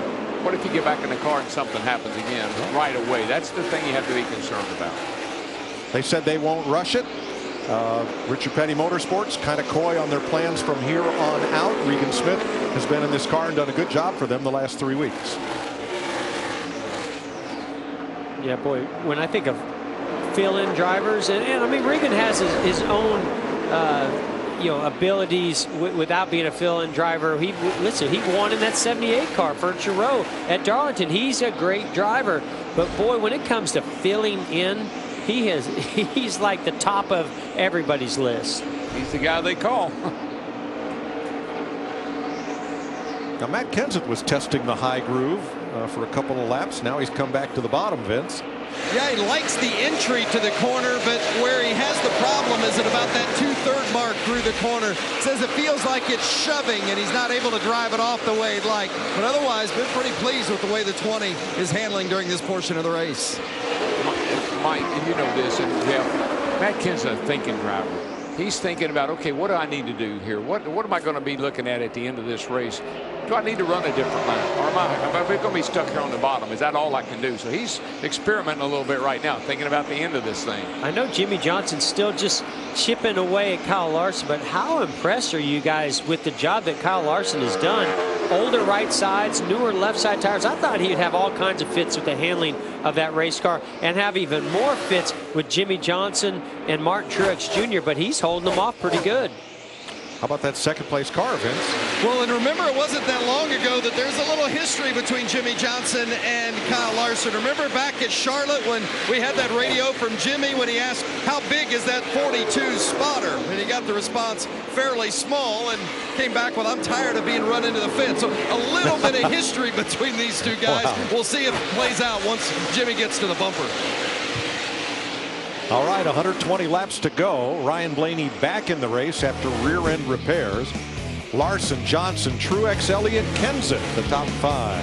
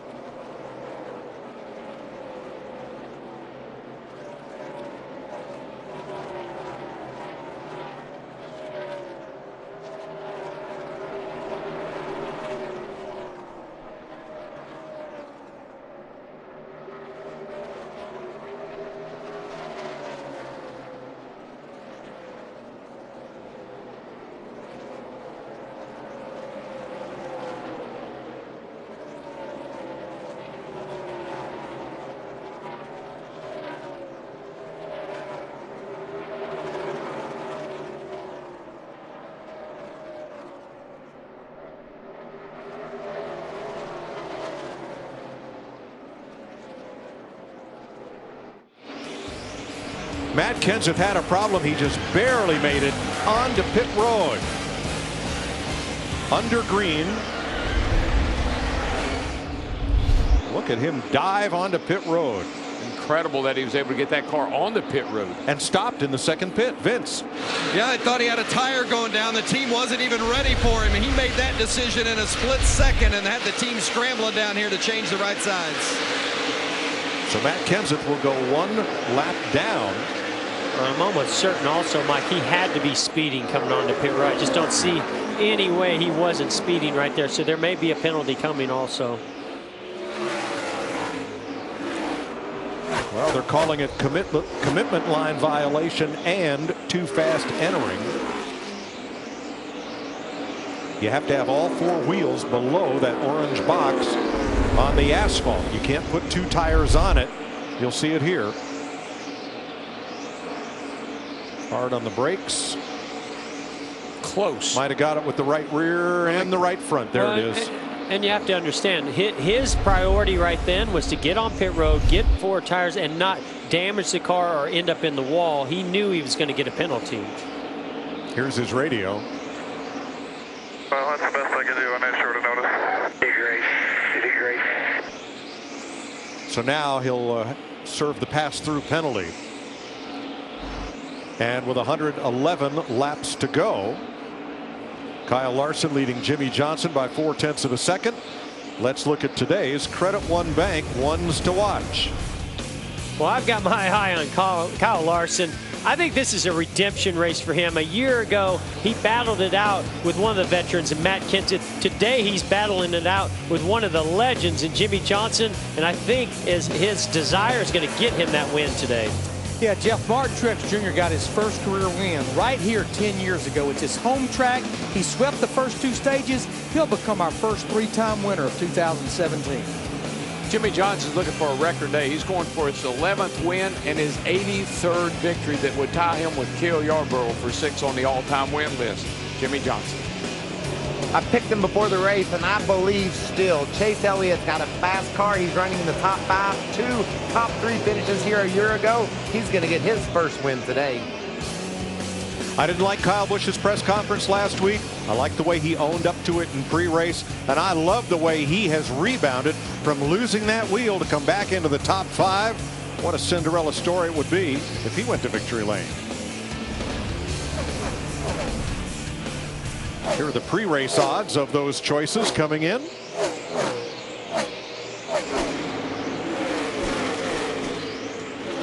And DW, your pick might have just grazed the wall just a little bit. No, we just narrowed it up a little bit. It'll make it faster. Ooh, it's a little more than a little. Well, okay. Well, it'll make it a whole lot faster. All right. I hope. He is closing on Kyle Larson. And how about a shout out for Ross Chastain? This is his first ever Cup race, 22nd place on the lead lap, Michael. Love Jay Robinson Racing. These guys work so hard. Protect Your Melon is on the side of Ross Chastain's car. He's making his Cup debut. He's kept her on the lead lap. This is a great run for this small team. They can use this for momentum as we race through the summer if we don't lose it here late in the going. That says Protect Your Melon on that car. That's part of the Drive Alive campaign here in Delaware. Buckle up, protect your melon, drive sober, use your melon. Now, Mike, he ran all 3 races here this weekend. He ran the truck race, the Xfinity race, and here he is today in the Cup race. And a shout out to Cole Witt. He's battling with Cole Witt. I know they just went a lap down, but these two guys, they're getting after it. Wow, that's for position. Yeah. I think somebody's mad at somebody. Well, that's going to hold up Jimmy Johnson as they race side by side, bump and bang.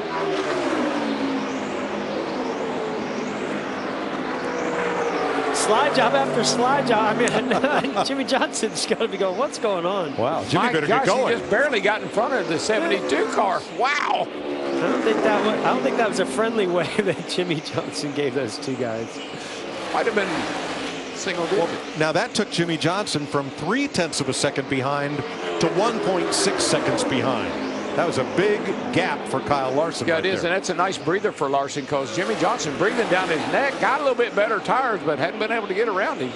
Well, see, those two, now they can battle for the lucky dog position. They're the only two cars one lap down, Witt and Chastain. So I got a feeling this is not over. No, that's why you have to race hard for every position, every single lap, no matter where you're at on the track. Yeah, that's why they're racing so hard, Jeff. They're racing each other really hard because they know that. They're being told that by their crew chiefs and their spotter.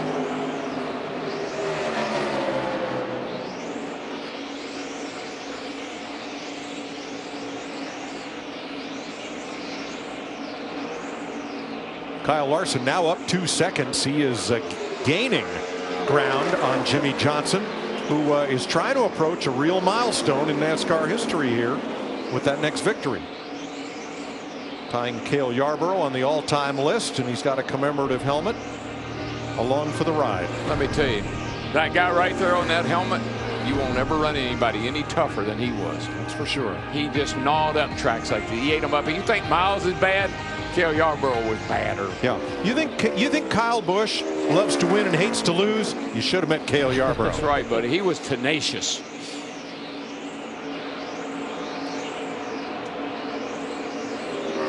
Johnson with 7 championships and 7th on the all-time NASCAR win list. I gotta say, that's one of the coolest helmets that I've seen in a long time, and also one of the coolest motivation tools that you could possibly have to go get that 83rd win.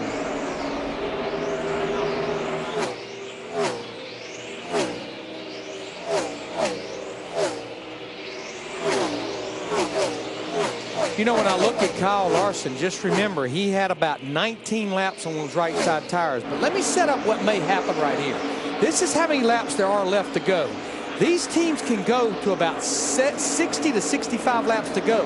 But I think what may happen, they may break up this last run into halves. I think when I'm looking at the race pace, how much it's fallen off, we may see some guys start diving in with about 70 or 75 laps to go, trying to take advantage of those tires. Remember, everybody has 2 sets of tires left now.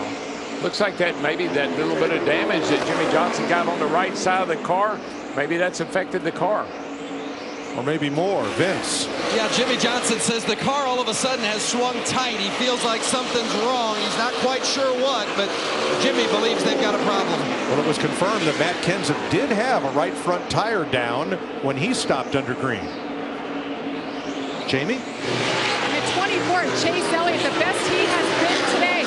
I talked to his crew chief earlier today, and he told me they struggled a little bit. They thought they were a 5th to a 10th place car. He said the problem that happens here is the Jimmy Johnson factor. You expect your driver to drive like him, and you expect that when you put Jimmy's setup on, it works. Well, we realize neither works. Chase Elliott has to drive his own race car in his own race. He's doing just that, guys, as he's following his teammate. Well, and I just think going back to Jimmy Johnson, whether he's having any issues with his tires, he ran really hard in the tire tracks of the 42, trying to make that pass for the lead, trying to get into clean air. I wonder, did he abuse that tire a little bit too much? I don't know, but that car is definitely not handling like it was. So I'm jumping sideways off turn 4. Now Chase Elliott gets by. I think there might be a little issue with that 48 car. We'll He's smart. He knows how to take care of it. He knows when he feels something, how to back it down and save his equipment. Larry, remind us, when does the window open to make a stop and get to the finish? Well, we're sitting there at 93 to go, somewhere around 85 to 90 to go. That window opens. That may be what Chad Knaus is sitting there thinking about, the ground they're losing, the way the pace is. We've lost almost 2 seconds over this run. Now, the risk you run is if you do make that green flag stop and that caution comes out and burns you. Yeah, that's the problem. See, these guys are all on tires that are pretty worn. This is a time in the race where you can have a tire issue by another car. You come pit road and you lose a lap, your day's over. So Jimmy is in 4th place, 4.7 seconds back. Look at Denny Hamlin there in 14th. Hamlin is 14 seconds off the lead in 14th, running the longest green flag stretch of the day. Here's an update on the Coca-Cola Racing family. Daniel Suarez in 9th. Ryan Newman, Denny Hamlin, Austin Dillon all still on the lead lap, as is Danica Patrick. Joey Logano 4 laps down after crash damage. Mike, it's only a 400-mile race, only a 400-mile race. But let me tell you, these guys and gals are going to be worn out when this thing is over with. Danica Patrick there about to go a lap down to Kyle Larson. We're going to take you side by side. Keep it right here with NASCAR on FS1.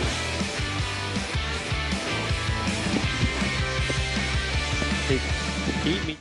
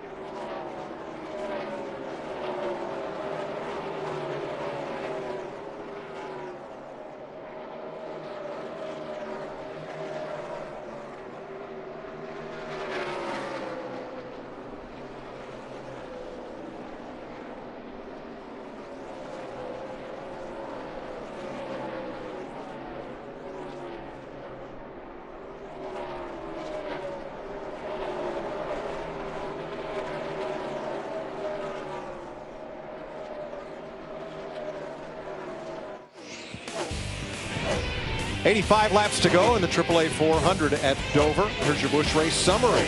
Kyle Larson is the first of now 18 cars on the lead lap. We've had 5 different leaders: Larson, Truex, Kyle Busch, Michael McDowell, and Ricky Stenhouse.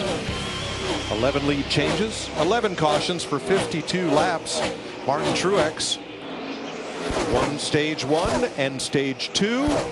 Kyle Larson has led the most laps. Now Eric Jones had a right front tire go down. He made a pit stop under green. Here comes Casey Kane.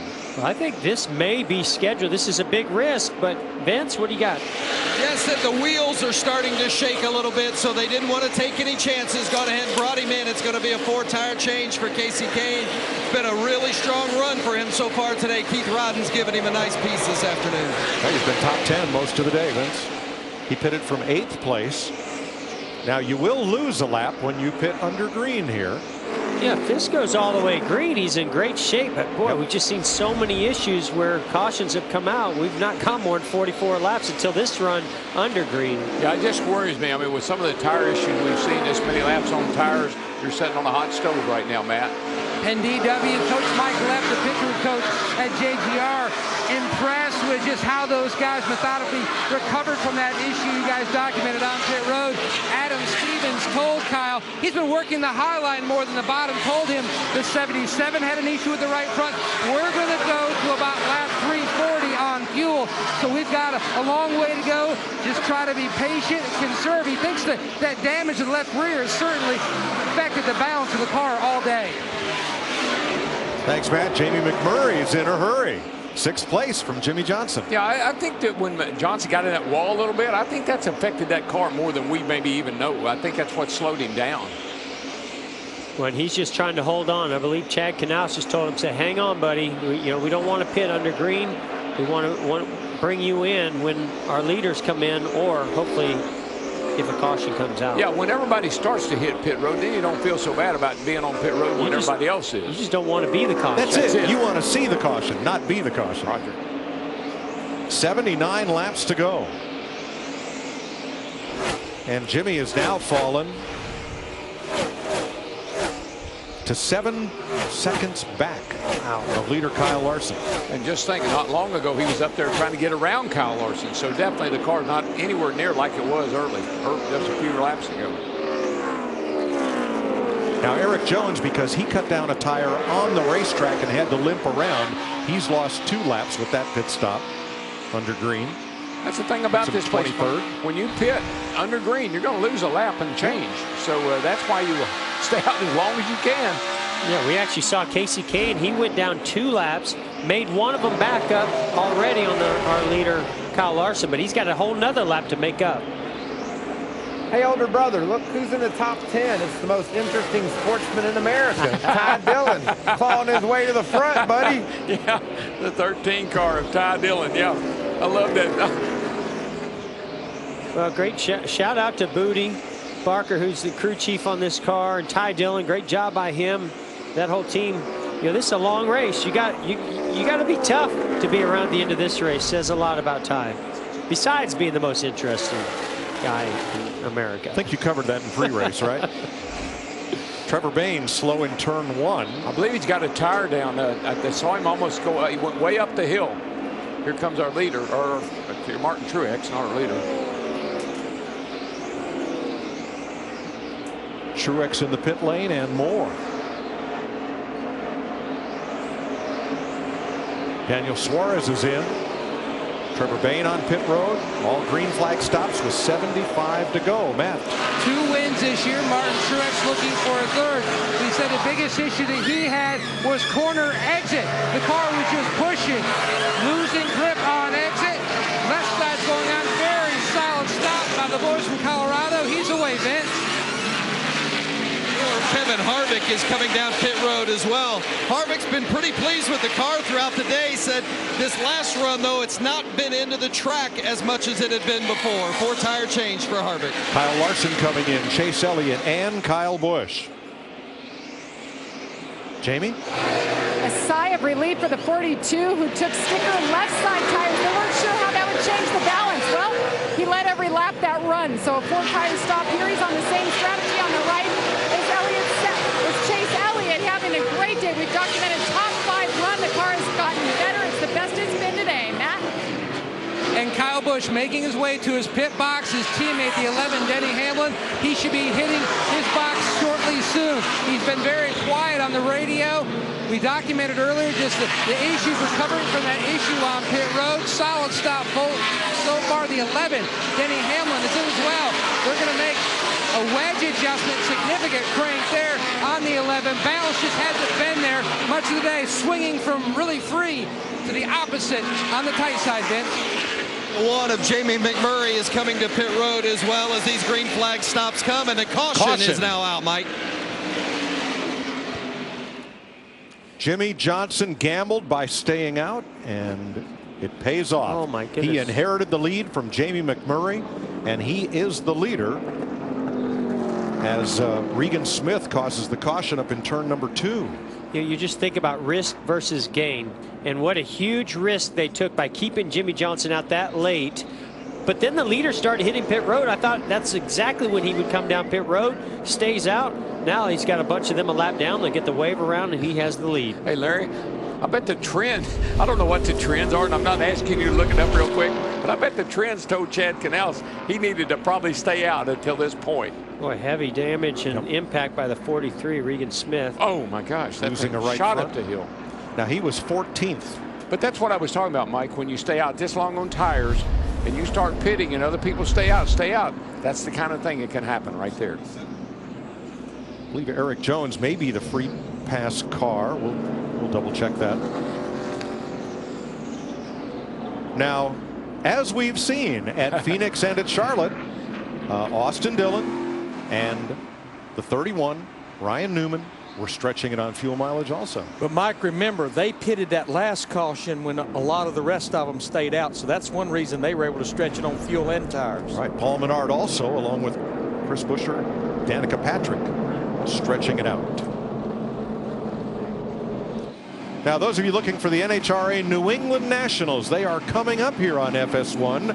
That coverage beginning in about 5 minutes over on FS2, or you can watch on your mobile device, Fox Sports Go. When the race ends here in Dover, we'll go to Epping, New Hampshire on FS1. Hey, Michael, the world's most interesting sportsman is running second now. What? That'd be Ty Dillon. I can't do anything with this man. Darrell, he can pull strategy. He can. He's a hand model. He's got it all. He's got it all, brother. What?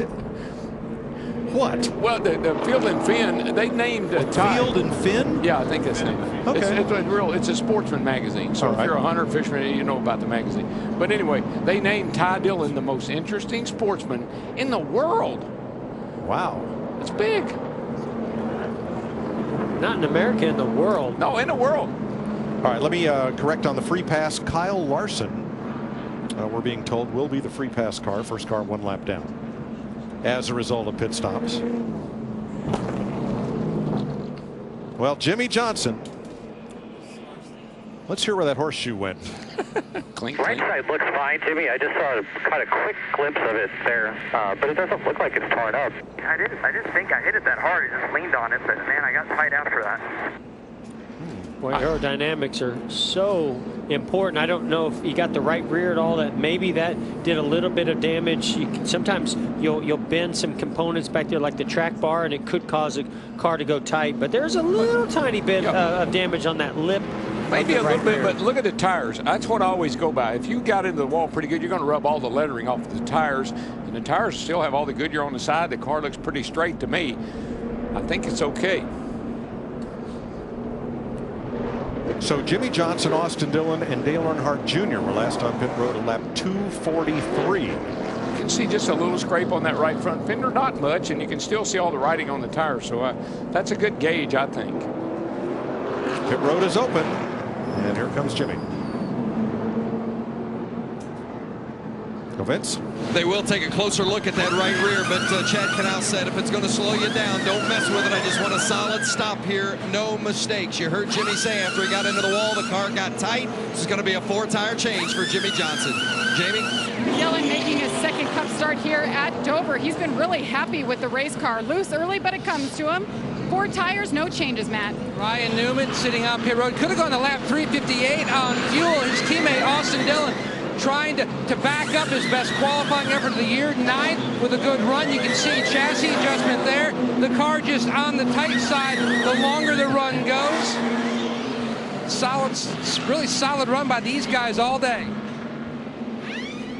Well, that was a solid stop for Jimmy Johnson, but he got beat out on pit road by Ty Dillon. Not see that coming. But he almost got beat up. Watch his 13 car. I mean, he and Jimmy almost make some contact. Aggressive exit when he comes out. He just turns right. Rudy Barker and this crowd, they're on it. Well, we talked about this being a disadvantage to coming in and pitting early, and that's exactly what the 13 of Ty Dillon and those guys took advantage of. All he had to do is turn out and stop Jimmy in his tracks from being able to pass him. Richard Childress says we got these guys right where we want them. Now watch Ty Dillon pull out. This is close. Right in front of Jimmy Johnson, almost collecting Dale Jr. there. Timed it. Had one pit box in between them. The 48 was right there with nowhere to go on this very narrow pit lane. I don't know if it was even going to matter him turning out. I think they really just beat the 48 out. It looked like the 48 maybe had a little issue on the left rear. Little slow, the 48 was. While we're under caution, I want to tell you about a great thing that Pocono Raceway is doing on Friday as you look at the pit performance comparison for Ty Dillon and Jimmy Johnson. Friday at Pocono next week is Free Friday. You bring an empty Monster can and you're going to get in free. That's great promotion. Free Friday. Now, Saturday, we're going to have a lot of fun with the Xfinity Series race on Saturday. Amen. I can't wait for this. I can't wait for Pocono. Yeah, the broadcast I'm pretty excited for. I'm excited to listen to Eric Jones and Ryan Blaney because I've really never heard them talk. You know, with myself and Denny, we get along well. Did the same thing. Other than when he takes me out from time to time. It's pretty easy to call the race. I'm a little bit nervous standing next to Boyer in the booth. Yes. We're going to mess this up. We're going to be confused, we're going to make mistakes, but we're going to have fun. And hopefully everyone watching can have a lot of fun too. That'll be Saturday on Fox. NASCAR Xfinity Series Driver Edition. The Brady Bunch edition. Oh, man. There's all our commentators for next Saturday. And here are the roles that they will all fill. Remember, you used to TV, Mike? Everything was fine. The red light would come on the camera, and you'd say, "What's that red light for?" You're on the air. Man, you froze right put up. Some talcum powder in their earpieces, and, you know, just kind of haze them just a little. I don't think I don't think it'll be necessary. I don't think we need to.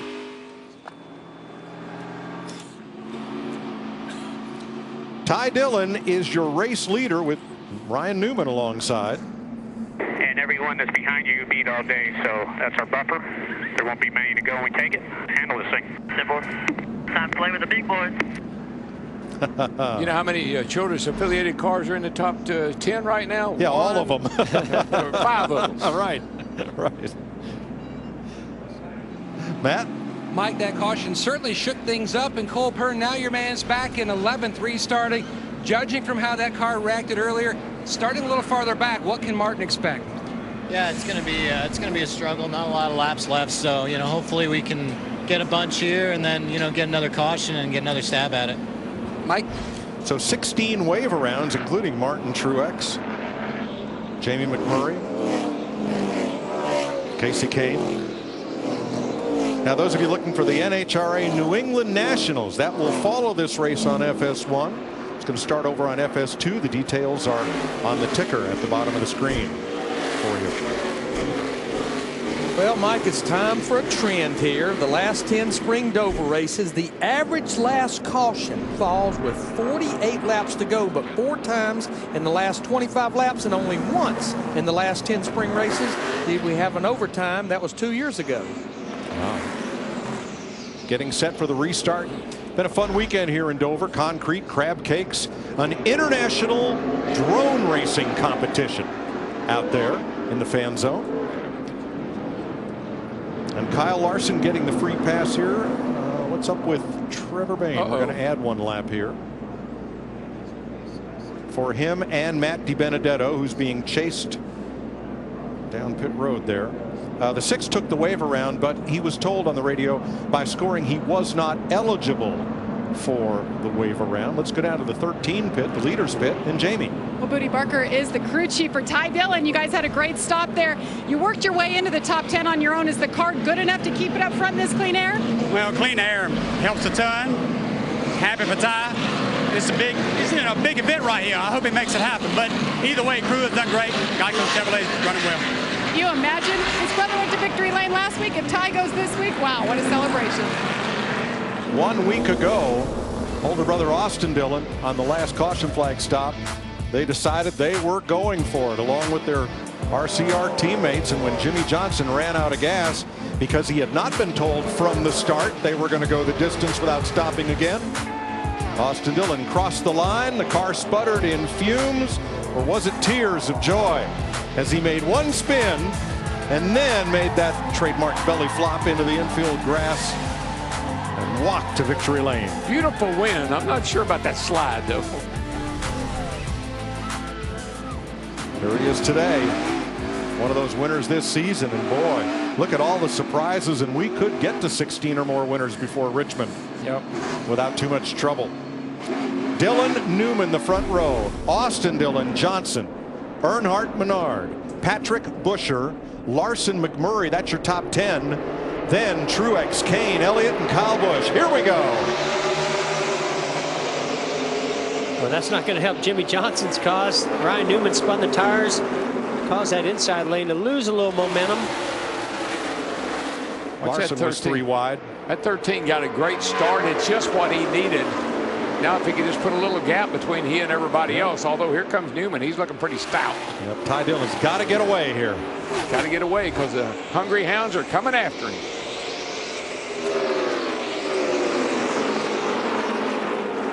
.61 to go.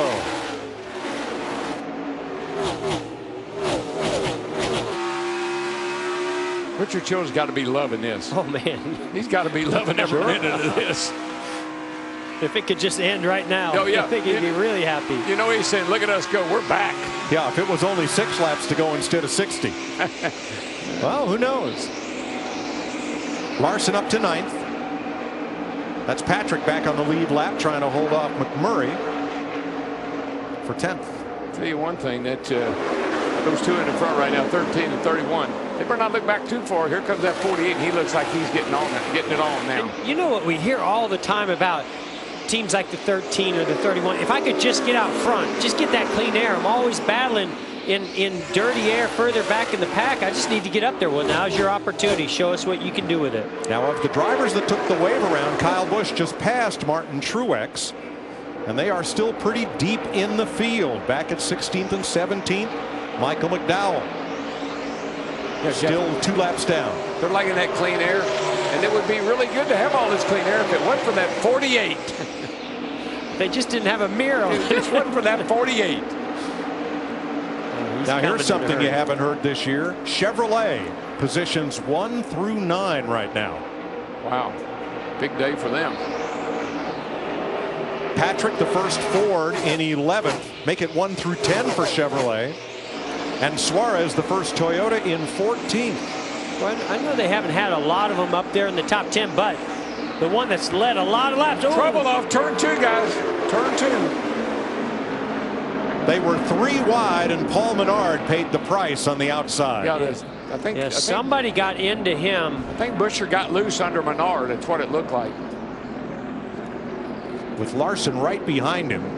There's the damage on Chris Buescher, who got into Paul Menard coming out of turn 2.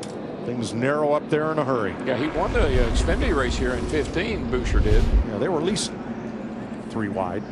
See what happens here. We got Kyle Larson looking around trying to find a way by. 37 on the bottom. He just gets a little bit high. They make contact, and it's on from there. And you can see if you just get off that bottom a foot, the car just takes off on you. And, you know, you got to have the experience to know to check up, get it slowed down without getting into that car on the outside. One incredible heads-up moment and move by Kyle Larson. I mean, he was in the high lane and then moved down, shot down right in front of Dale Jr. to clear this. He might have seen that coming. It seems like he did. He might have seen that one coming. I think that was that Eric Jones, the red car that just scoots through on the outside. Maybe not, but Jones gets the free pass. In any case, Eric Jones will be back on the lead lap. And here's Martin Truex on pit road. That's a bit of a surprise. Do they have any tires left, Larry? Yeah, they'll have 1 set left. Okay. They'll have 1 set. He took the wave around. Oh, that's right. He took the wave around. So he's going to put another fresh set on here. Mike, there's a little bit of damage. The rear bumper, where the bumper cover goes into the quarter panel, is healed up like a can or somewhat. You can see them kicking it, trying to get it back in there. Brian Deal, the gas man, pulls back away. The 18 also discussed pitting, but Kyle Busch said, you know, I'd hate to sit there and leave a set in the pits, but they were concerned about a caution later in the race. And the way today is gone, we're likely to have one. I say you got an opportunity to put them on. I put them on now. Okay. I really like where the 78 is. They get the wave around. They got 4 fresh tires. Could be good news for him.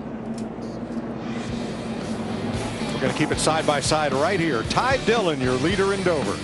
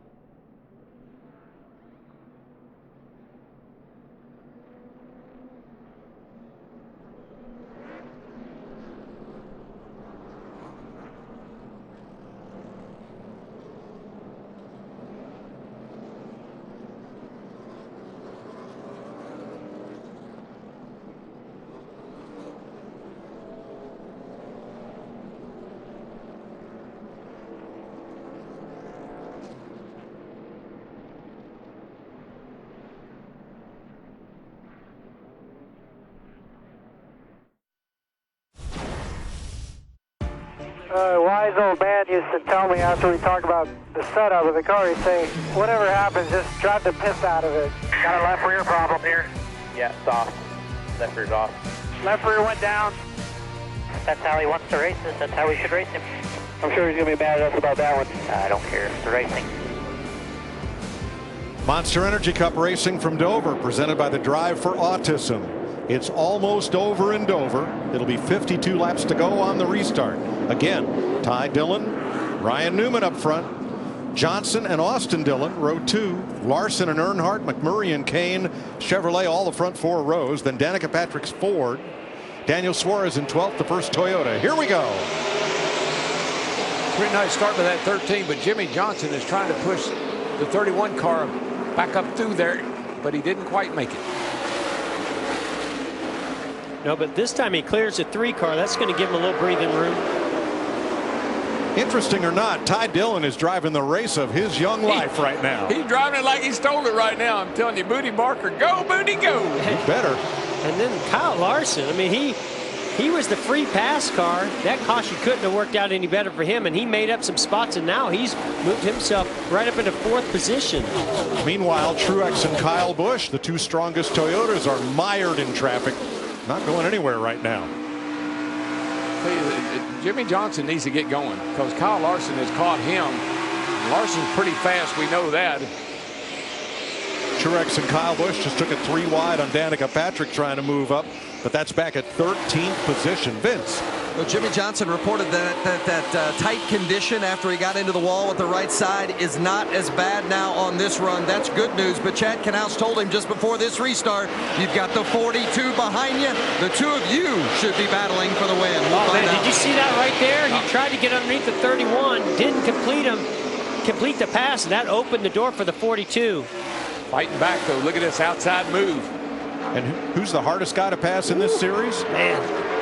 Ryan Newman. He is tough by to pass. consensus. He just fights really hard when he's, especially in these positions and situations. Mike, but this is when Jimmy Johnson finds a little wee bit more than anybody else. He digs deep. And we got 40 laps to go. Where'd Dale Jr. come from? That setup's starting to finally come to him. Well, it's a late race setup. 48 to go.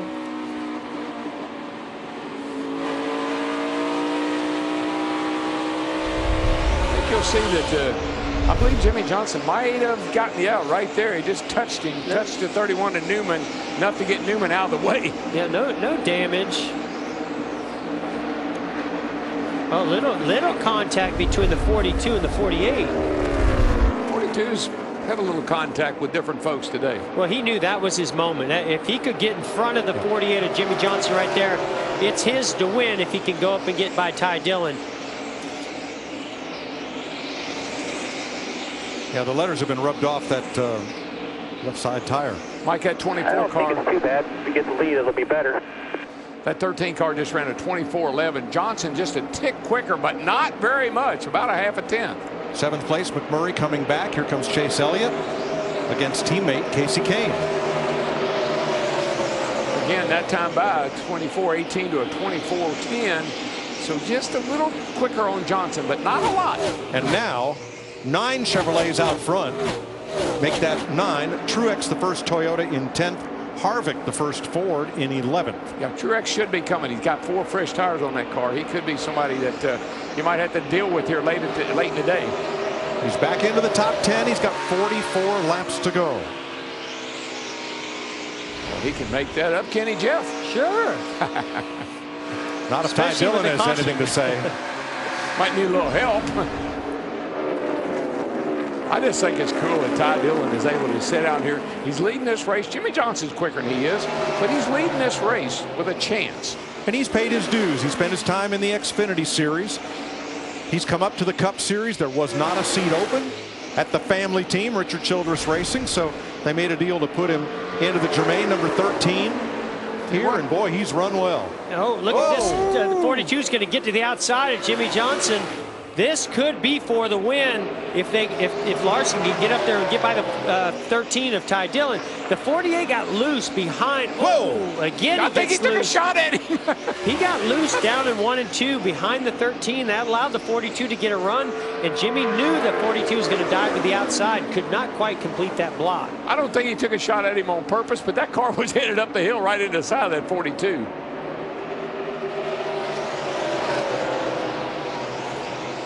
I know every time Ty Dillon looks in his mirror, he sees this battle happening between the 42 and the 48, and he's loving it, but he's not loving what he's seeing now. No, he's not looking in his mirror. He's looking at that scoreboard. How many more laps? And Kyle Busch has come to pit road. With 41 to go, he'll lose at least 1, maybe 2 laps with this stop. Now, here's some Jimmy Johnson audio. All right, man, let's settle in here. Let's settle in. That's the worst shit to tell me right now. Man, Larson is there. Oh, yeah. How does he make this pass happen? Oh, he kind of faked to the low side and then goes to the high side. Yeah, he's going to drive around the outside. And Kyle Larson, the new leader. He's led 199 laps next time around. He would have had a set left. Yeah. Yeah. Well, we know Jimmy Johnson's car has been a little bit better on the longer run, and we've got 40 laps to go here, so this thing isn't over by any means.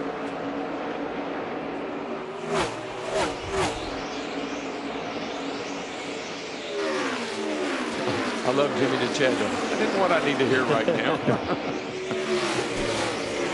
Some drivers like to be talked to. Some drivers like to be encouraged. Some drivers just want to be left alone. Well, Jimmy says he likes to be coached, and Chad's a great coach. I think Jimmy Johnson with 10 wins here, he knows what to do. You saw how hard Kyle Larson's pushing right there. He came through turn 4 completely sideways. That is exactly what Jimmy Johnson wants to see. He wants to see him pushing, making mistakes, so he can just reel him in. I think Kyle Larson knows Jimmy Johnson better than he is on the long run, and we still got a long way to go.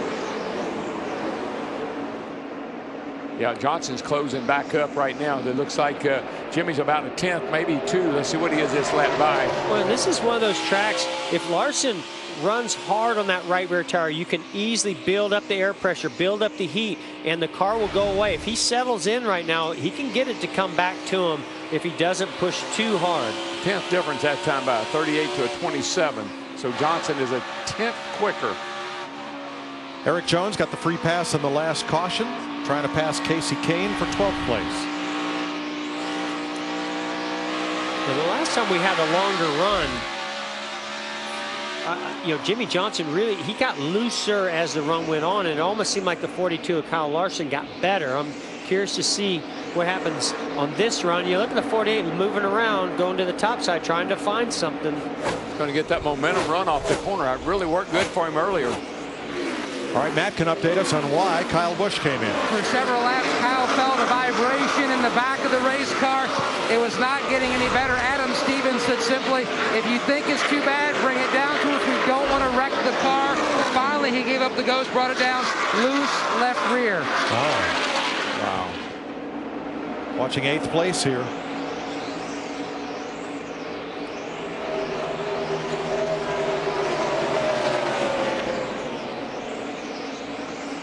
Out front, Kyle Larson maintaining half a second on Jimmy Johnson, beginning to get in a little traffic, Jamie.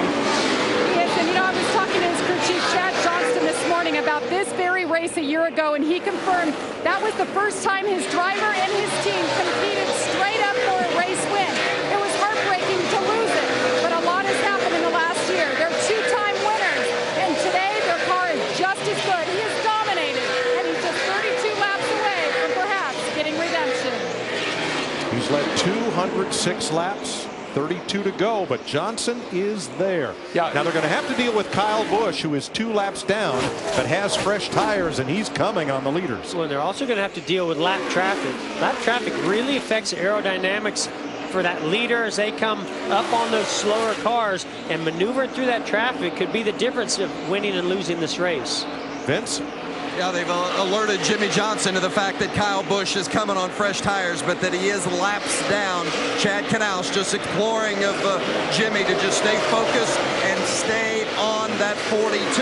As Chad told me earlier today, I don't care about the 10 times we've won before. I came here this weekend to win again. And they are 30 laps away from having a real good shot at it. Yeah, this is, it's frustrating when you're trying to battle for the win and you've got somebody that's 2 laps down, but at the same time, if you're Kyle Busch, you have no choice. You had a problem. You know, if you can get back 1 lap down, that there's a good chance you could get back into this race if the caution falls out. Well, that's allowed Larson to pull away a good bit on Jimmy here, though, with Jimmy having to race Kyle Busch here. I tell you, Jimmy's searching around. He doesn't have, I don't think his car is as good as Larson's at this point, and he's searching around. He's been high, he's been low. He runs his best lap time, Jimmy Johnson does, when he sticks to the bottom. He loses time when he goes to the top. Now, he lost almost half a second as Kyle drove by him, maneuvering. Let's see what happens when Kyle catches Kyle Larson. And if Busch is able to get by him without incident. And this is meaningless. All it will do, it will put Kyle Busch 1 lap down instead of 2. Right. It's meaningful for Kyle Busch, but not for the race for the lead. Well, and I've been watching a little bit of the line that Kyle Larson's been running, and we see the darker line build up where the right side tires are laying rubber into the racetrack. What he's been doing is straddling it, so he'll go up, he'll diamond the corner, come back down, and he'll straddle that darker line of rubber, and it seems to be really giving him a nice run off the corner. Now, Kyle Busch went by Larson, and it didn't slow Larson's lap time at all because of where Kyle caught him. Yeah, but Larson and Johnson both went high because they want the 18 to go on. They don't want to have to mess with him. So Larson went high and gave the bottom to the 18. The 18 went by. Jimmy closed up a little, but Jimmy's not quite as good as Kyle Larson right now. Well, the good thing for Kyle Larson right now is Kyle Busch will move those lap cars up and out of the way for him. Not intentionally, of course, but running his own race as faster than the leader right now. That'll kind of help make way for Larson. Ty Dillon's still third. He's 4 seconds back. Newman 4.6, Earnhardt 4.8. Good battle there. And Austin Dillon still running 6th. And that's a good validation of his win last week. Exactly what I talked to him about earlier today. Just get a good top 10 finish. That's what you want today.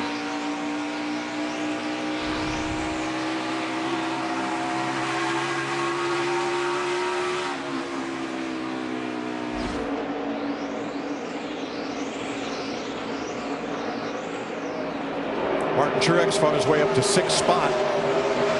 Right now he is as quick as the leaders, but not faster than. He's gaining a little bit, but he's got a long way to go and a pretty short time to get there. Here's 11th place. Suarez and Jones battling. They've been battling all day long, those 2 rookies have. Still have 16 cars on the lead lap with 22 to go. Dale Jr. in 5th. He's been close to Ryan Newman, but unable to make the pass. Ty Dillon, Newman, and Earnhardt all running very close together. Impressive 3rd, 4th, 5th. From Dale Earnhardt Jr. today. Oh, well, just think where he's been running most of the day. He's back about 15, 12, 15. Right now, got a good shot here to top 5. Danica spun earlier today. Nice rebound to be 16th. 1 year ago here at Dover, Kyle Larson led a bunch of laps, battled Matt Kenseth in the closing stages, and took a look back. The race at Dover last year with Matt was a lot of fun. What I remember about it just being really intense and exciting, and close racing there. I did everything I could to get by him without really getting into him. You're disappointed that I didn't get the win, but still had a blast that day, and I know I earned a lot of respect throughout the garage area, which was good. It was, and he had a great run. This year, different story. I think it's really cool that young man is worried about respect. I really think it's interesting that he thinks about that a lot, and we hear him speak of it a lot. He wants to be a star in this sport, and he is, but he wants to be accepted for who he is as well, and he's a great young man, great little driver. What I really am impressed, Mike, is just how Chad Johnson and that whole Ganassi operation with this car right here, the one car of McMurray, how they have turned the corner about middle or latter part of last year, and how good that car has been everywhere we go. And back at 11th place, the rookies keep battling. Man, these guys have just been going at it today. They have. You know, great racing between these two rookies, and a great job, as tricky as these conditions are, keeping the fenders on these cars as much as they've been side by side today. Someone's got him there, I think. Yeah, He got the bottom line. He's able to slide up in front of Suarez and take the position. You got to think about Jones. I mean, he spun out in practice. He had a couple of spins at Kansas a few weeks ago. He's got to be thinking, you know, I got to hang on to this thing here at the end of this race. Ty Dillon third. You're looking from Dale Earnhardt Jr.'s car. This is fifth. Martin Truex Jr. coming with 16 to go. He's coming. Yeah, you can just see those tires and how well his car is handling. He was just able to get right up on his rear bumper and wait to accelerate off the corner to make that move underneath Dale Earnhardt Jr. Yeah, he is 8 seconds back of the leader, Kyle Larson. A lot like last week when he was trying to chase down the 3 car in the 48 at that time. He just ran out of laps. He had a fast car, ran out of laps. Yeah, pretty much what we've seen all day as a trend for Kyle Larson. His car seems to be really good on the long runs. Jimmy Johnson, he talked about improving his car on the shorter runs. I think he's definitely done that. What he needs right now is either another caution to go after Larson, or, you know, maybe one of those adjustments that they made just didn't quite get the cars good on the longer run. Yeah, what I see with Larson, Jeff, is the car doesn't have to be perfect. We've seen that car move around a lot today. We've seen it sideways a number of times. The car doesn't have to be perfect. It's just got to be something drivable that he can hang on to, because he can hang on to a loose car. Pretty impressive numbers right there. 225 laps led. Martin Truex has caught 4th place Ryan Newman. Lap car just ahead, and Newman's going to use it as a pick. Noel Witt. When you work, get right there to the guy, and then you get a shot at him, and there's a slow car in your way. You have to fall back in line and start all over again. And you're running out of time. 12 to go.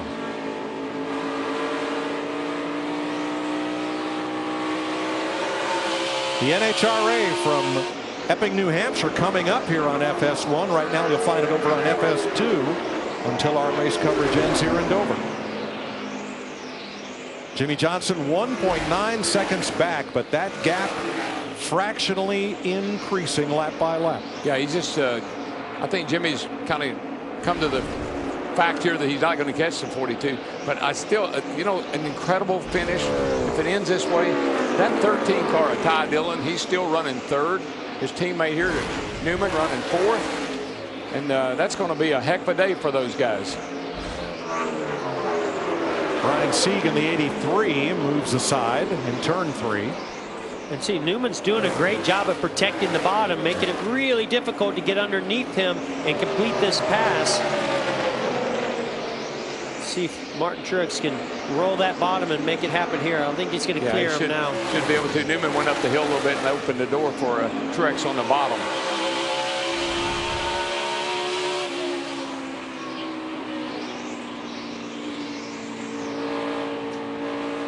Junior pulling up on the lap car in 6th. McMurray behind him.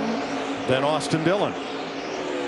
Just another really a good day for the 88 car. Hung in there all day. Got good strategy at the end. Got him in a position where he's going to get a top 10. That's pretty impressive. I think he's going to get a better finish than the car he had most of the day. Yeah, he was back 15th most of the day. Right now, here he is running 6. Well, I think into this top 10, I'm looking at a lot of cars who really need a solid day today to build some momentum on. Chase Elliott, you know, Austin Dillon came off that win. He needs to follow that up. He's going to do that. Ty Dillon, Dale Earnhardt Jr., McMurray. That's the trend I see right now of the top 10. We'll show you the lead. It's pretty big. It's about a straightaway with 6 to go. Yeah, he's just steadily increased the lead. I think Jimmy's just kind of come to the decision that he's not going to be able to catch him just nice and solid here today on the 48. But remember, Jimmy Johnson started in the back, so he had to work his way to the front. He's been there most of the day. Still a nice finish. And when you think of notches in your belt, and I go back to Kyle Larson, I mean, if he wins this race, if a caution doesn't come out, he doesn't have a problem. If he wins this race, he went up against the best today, and that's in Jimmy Johnson. And oh, by the way, let's start looking for the broom, because this would be a clean sweep. Yes. For Kyle Larson of both Saturday's Xfinity race and Sunday's Cup race at Dover. And it's redemption for what happened to. Man, third place here. Well, this might be this may not turn out so good for Eric Jones. Caution. Car in the wall, turn 2, and it is David Reagan. Now, who do you think this favors? Woo. The 78. And you got Truex in third. Now we've got a race. I think the 78, it benefits him the most because he's got pretty darn good tires.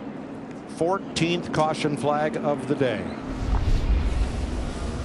Well, things were heating up. First, here's what happened to David Reagan. Ooh, you hear that tire, man, and that is hard lit. Whoa. That's your eye, bud. Oh, yeah.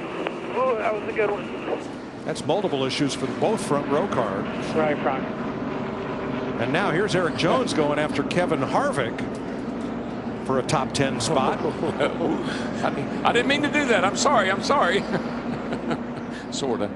That's definitely a favor. It might get repaid. I think these guys are pretty happy because they're sitting in the catbird seat. Right back into this thing. Wow. Fire. He didn't just hit with the right front. David Reagan's out of the car. He's okay. Car is not. Guys, we have 16 drivers on the lead lap. We know all the guys up front. Truex has no more tires, but I would say somewhere back there, maybe about 8th or 9th on back, they may come get that last set of tires. Yeah, what do you got to lose? The other good thing for Truex, he'll be starting third. Pit road is open. Dale Earnhardt Jr. leads Jamie McMurray, Austin Dillon, Chase Elliott, Kevin Harvick, and more onto pit road. Now, here's what we heard from Kyle Larson. But I think we've made our bed here. I think we just got to stay out. It's going to be a green light checker. Yep. There you go. Yeah, I saw Chad Johnson. He just dropped his head and said, oh, my. Yeah, boys, I think we're going to overtime. Yeah. Short and sweet from the radio of Kyle Larson. Yep. I think everything is falling right into Truex's hands right here, though. He's going to restart third. He's going to, if he gets a nice restart here, he's going to be on the inside. Could really work out well for him. Now, his last pit stop was 18 laps after Larson and 12 laps after Jimmy Johnson. Just enough. Maybe. Just enough to make a little bit of difference. So what do we have, about 7th on back, I think? Came in and took tires. You can see Truex there has the freshest ones. Oh, goodness. In section 9, Dale Earnhardt Jr., too fast exiting. And Greg Ives had rolled the dice, went with just right side tires on that 88 car, as well as Chase Elliott, Daniel Suarez in the 19 rights only. Man, and he was sitting there running in 7th place. And that means he will restart 17th.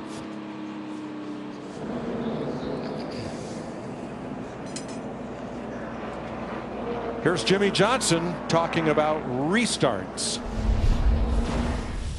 Coming in the restart box, you're just trying to be aware of your surroundings. Depending on where you are in the running order, some tracks it's much more important to have cars tucked up right behind you for a push. Other scenarios at other tracks, especially if you're on the front row, when you think that the driver is going to accelerate, to time it with him, or if you're the leader, trying to catch someone off guard and maybe drifting back a little bit, and you can punch it and get an advantage there. Going to have a little lengthy cleanup there in turn 2 for David Reagan. Remember that last restart last year? It's interesting when you're talking to Jimmy Johnson about a restart, because last year, boy, there were all kinds of problems as he couldn't get it out of second gear. He's the leader, doesn't get going. They all stack up behind him, and we had the big one here at Dover. It's pretty much the same players at the front of the field right now, too. Kenseth, Johnson, the whole crowd, they're right there.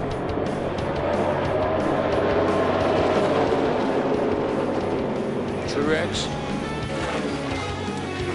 But, oh, that was a hard lick for Dale Jr. Mike, one thing about it, when you look at the two guys on the front row there, you know, Johnson and Larson, and you got right behind them Truex and Ty Dillon. This could be really interesting if the front row doesn't get going like they should. That's right. Well, I think there's a very good chance that Jimmy Johnson and Kyle Larson, but especially Jimmy on that inside lane, I'm pretty sure that Larson will take the outside, will spin the tires. And what has Martin Truex Jr. had all day long? A launch. He can take off. Good restarts, yeah. Here's Martin Truex's radio. Like 10 mile better tires, if that means anything. Probably not, but yeah, all those cars we had to pass, I don't know. We'll see, I guess. I was just trying to pump you up. I don't need it, bud. I don't need any help. I'm pumped up. I don't need it. I love it when the driver comes back like that. I don't need any help right now. But the other thing is, remember Johnson caught that caution flag earlier in the race. So things have been going his way, and it might just go his way here on this restart. Things have been going Kyle Larson's way, too. It's going to be interesting. Yeah.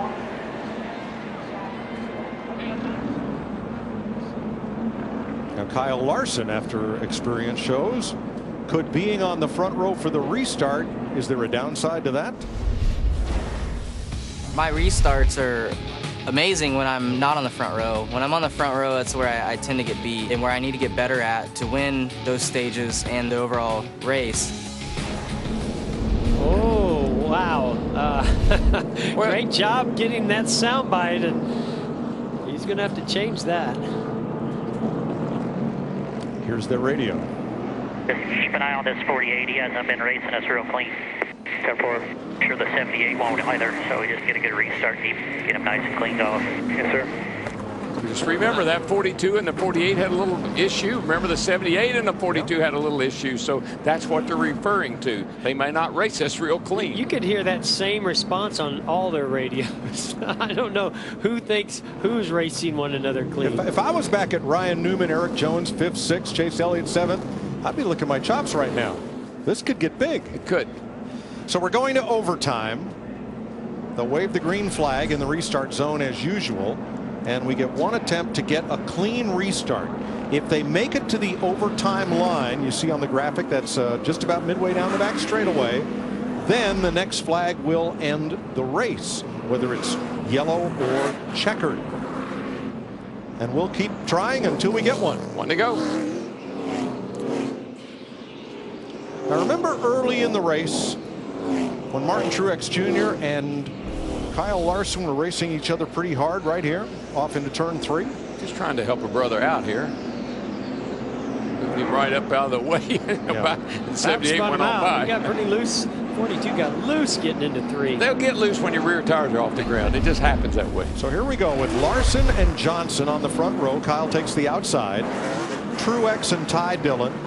Newman and Jones, Elliott, McMurray, Suarez and Dillon, the first 10 of 18 cars on the lead lap. Larson just had to run through Speedy Dry. That's going to get on the tires. He's got to find a way to get that cleaned off. I tell you, you know what some of the drivers told me, Mike? Everybody watches the front row to see what those front. They don't want anybody to beat, want the outside guy to beat the race, the guy that starts the race to the line. That means the guys in the second row can lay back just a little bit, and get a little advantage.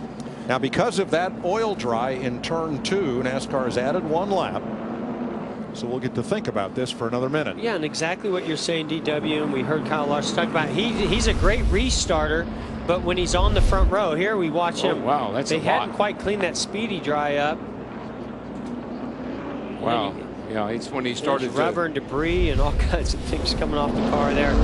But when you're the leader, everybody else is trying to anticipate you, and if they can just carry 1 mile per hour or more speed, they have momentum that you don't have. Exactly. What that does is it sort of makes you rush the throttle, and you can spin the tires so much easier by being the leader than others. Now here they come to turn 2. When you come through there at speed with that oil dry up in the top groove, would you rather be on the inside? Or will it matter by the time they come back? I don't think it's going to matter. I don't think it'll matter. Okay. I think it's almost on the straightaway there. Once you get to that point, I think you're good to go. But I do. This is going to be one of those restarts that we may talk about for a long time. Lot like the one we saw here last year. 3 of the top 7 drivers, Ty Dillon, Jones, Elliott, looking for their first career Cup win. Here we go with overtime, sponsored by Credit One Bank. Mike, it's anybody's race right now. Don't count anybody in the victory circle just yet.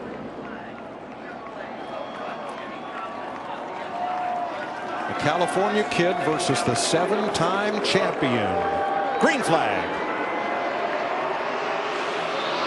Larson did not get the start that he wanted. He's going to have to work hard to get the outside of Jimmy Johnson here. Oh. McMurray 3 wide.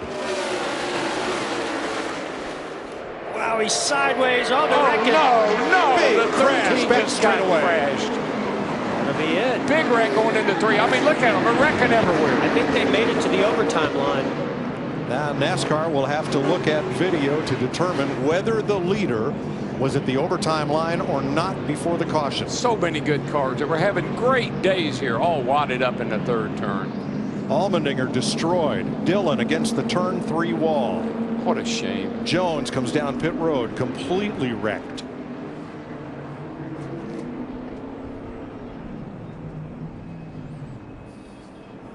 Mayhem. Casey Kane. Cars just wadded up. The 77's crippled going down pit road here with the whole nose caved in. All right, let's watch the leader, who is Jimmy Johnson. See the stay drive flying up, but I think it might have affected the 42 car a little bit. I saw him wiggling a little bit there. And there is the overtime line. What do you think? I think he's past it. Definitely. Wow. So under caution, the race leaders will come around to the checkered flag. Cole Witt climbing out. We'll get a total of the cars involved for you. Ty Dillon was able to come across. And Jimmy Johnson will tie Cale Yarborough on Stock Car Racing's all-time win list. Johnson wins his 11th at Dover. He's got a lot of fans here in Dover because they're all cheering for that. I don't know that anybody saw that coming. I don't think they thought he was going to pull it off today, but he did. I really felt like things were going his way when he stayed out on that one time there in the caution. You know, got a lot of cars a lap down. And worked down. Look at Chad. Chad, I got this. What I was a little surprised by Larson. I know he's already a little bit hesitant on this restart by being the leader, but he waited so late in the box, in the restart box, to take off. I think that only added to his wheel spin. So let's review. They waved the green flag for overtime. And the rule is if the leader gets to the overtime line, which is right at the R in Dover, on the back straightaway, directly opposite start finish there, he's past there, and we're still green. That's the race. The next flag, yellow or checker, ends the race. Yeah, and that wreck was happening, but the caution really didn't come out until they were in turn 3. Watch Ty Dillon. He gets loose, then a little bit of contact between he and his teammate Ryan Newman. Hard contact, 77 and a 13 there. And then it's on. Yep, then he gets into the one. Is that McMurray down there? Allmendinger, Bain. Jimmy Johnson. Where is he? He's in that big haze. Jimmy taking the checkered flag is today's Sunoco fueling victory. And look at some of the drivers that finished in the top 10 behind them. 4th for Newman, 5th for Elliott, 6th for Daniel Suarez. McMurray, Hamlin, Harvick, and Danica Patrick, the top 10. Our 5-hour energy, extra strength move of the race is going to be the final restart. So here they come. And look, Larson doesn't take off till so late. He spins the tires just a little bit. That's all it took. Jimmy made up for that restart last year that cost him.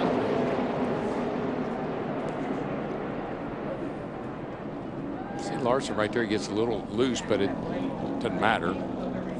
Big impact from the 77 of Eric Jones. So many cars all on top of each other.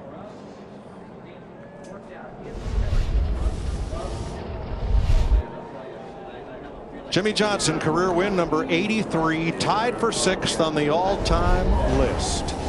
Jimmy Johnson burns down the house in Dover.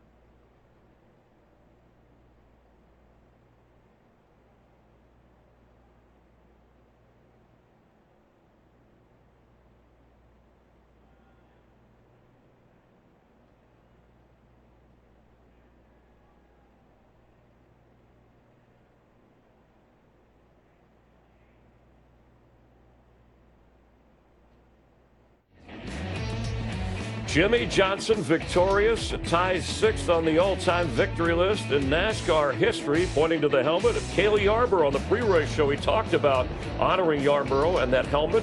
He said he wants to take down Darrell Waltrip next, who's has 84 wins next on that list. Meanwhile, it looked like Kyle Larson's race. Let's check in with Jamie Lou. Well, he led 241 laps, and we thought the result would be different than a year ago, but he brings it home second. There was a little frustration on the radio about that last restart. What was happening there?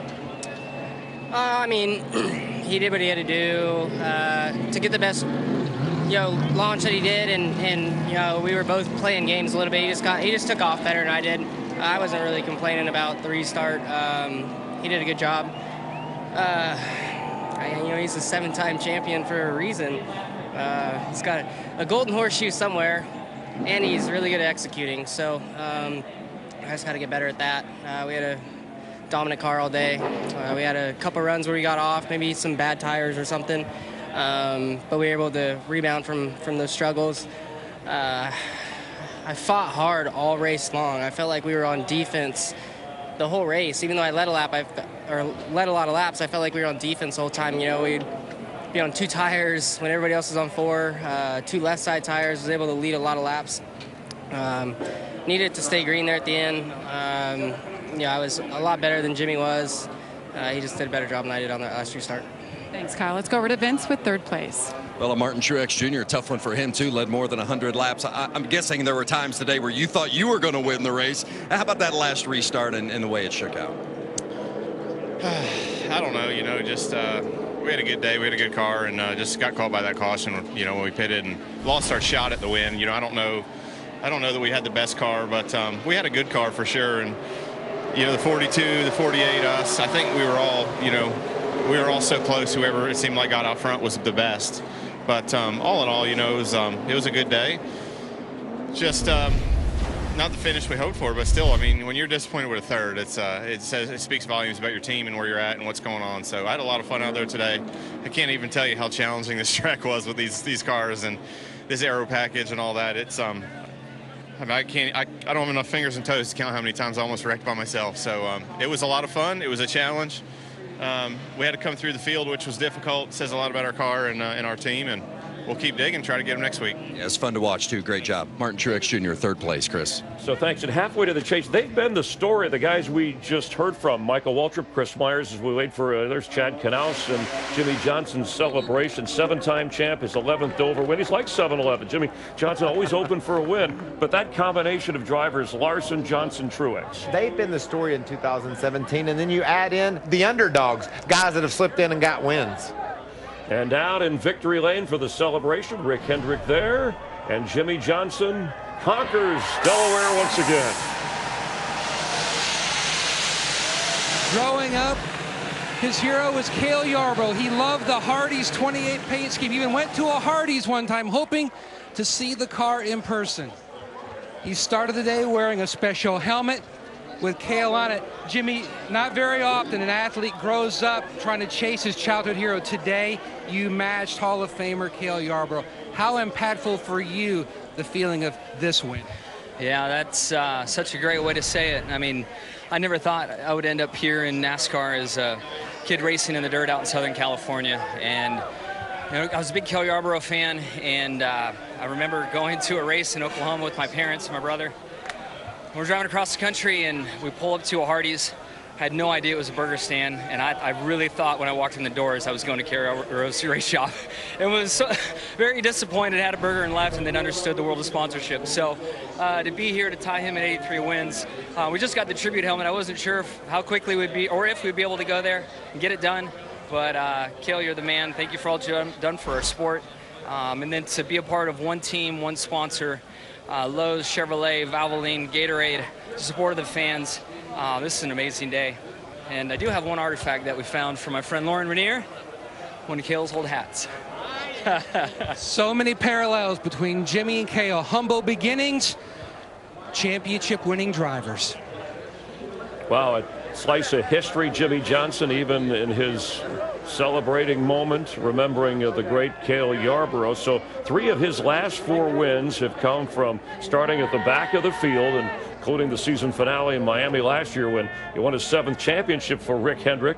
But saluting Cale Yarborough, and amazingly, he led only 2 times today for 7 total laps, an overtime under caution win with an 8-car crash at the end, and Jimmy Johnson wins. This race had everything for me, Chris. It was so entertaining. The guys had to ration their tires. They had to run high on the track. They had to run low. And Jimmy Johnson just was in constant pursuit of Kyle Larson and Martin Truex Jr., the 2 fastest cars all day long. But when counted on the last restart, Jimmy got it done.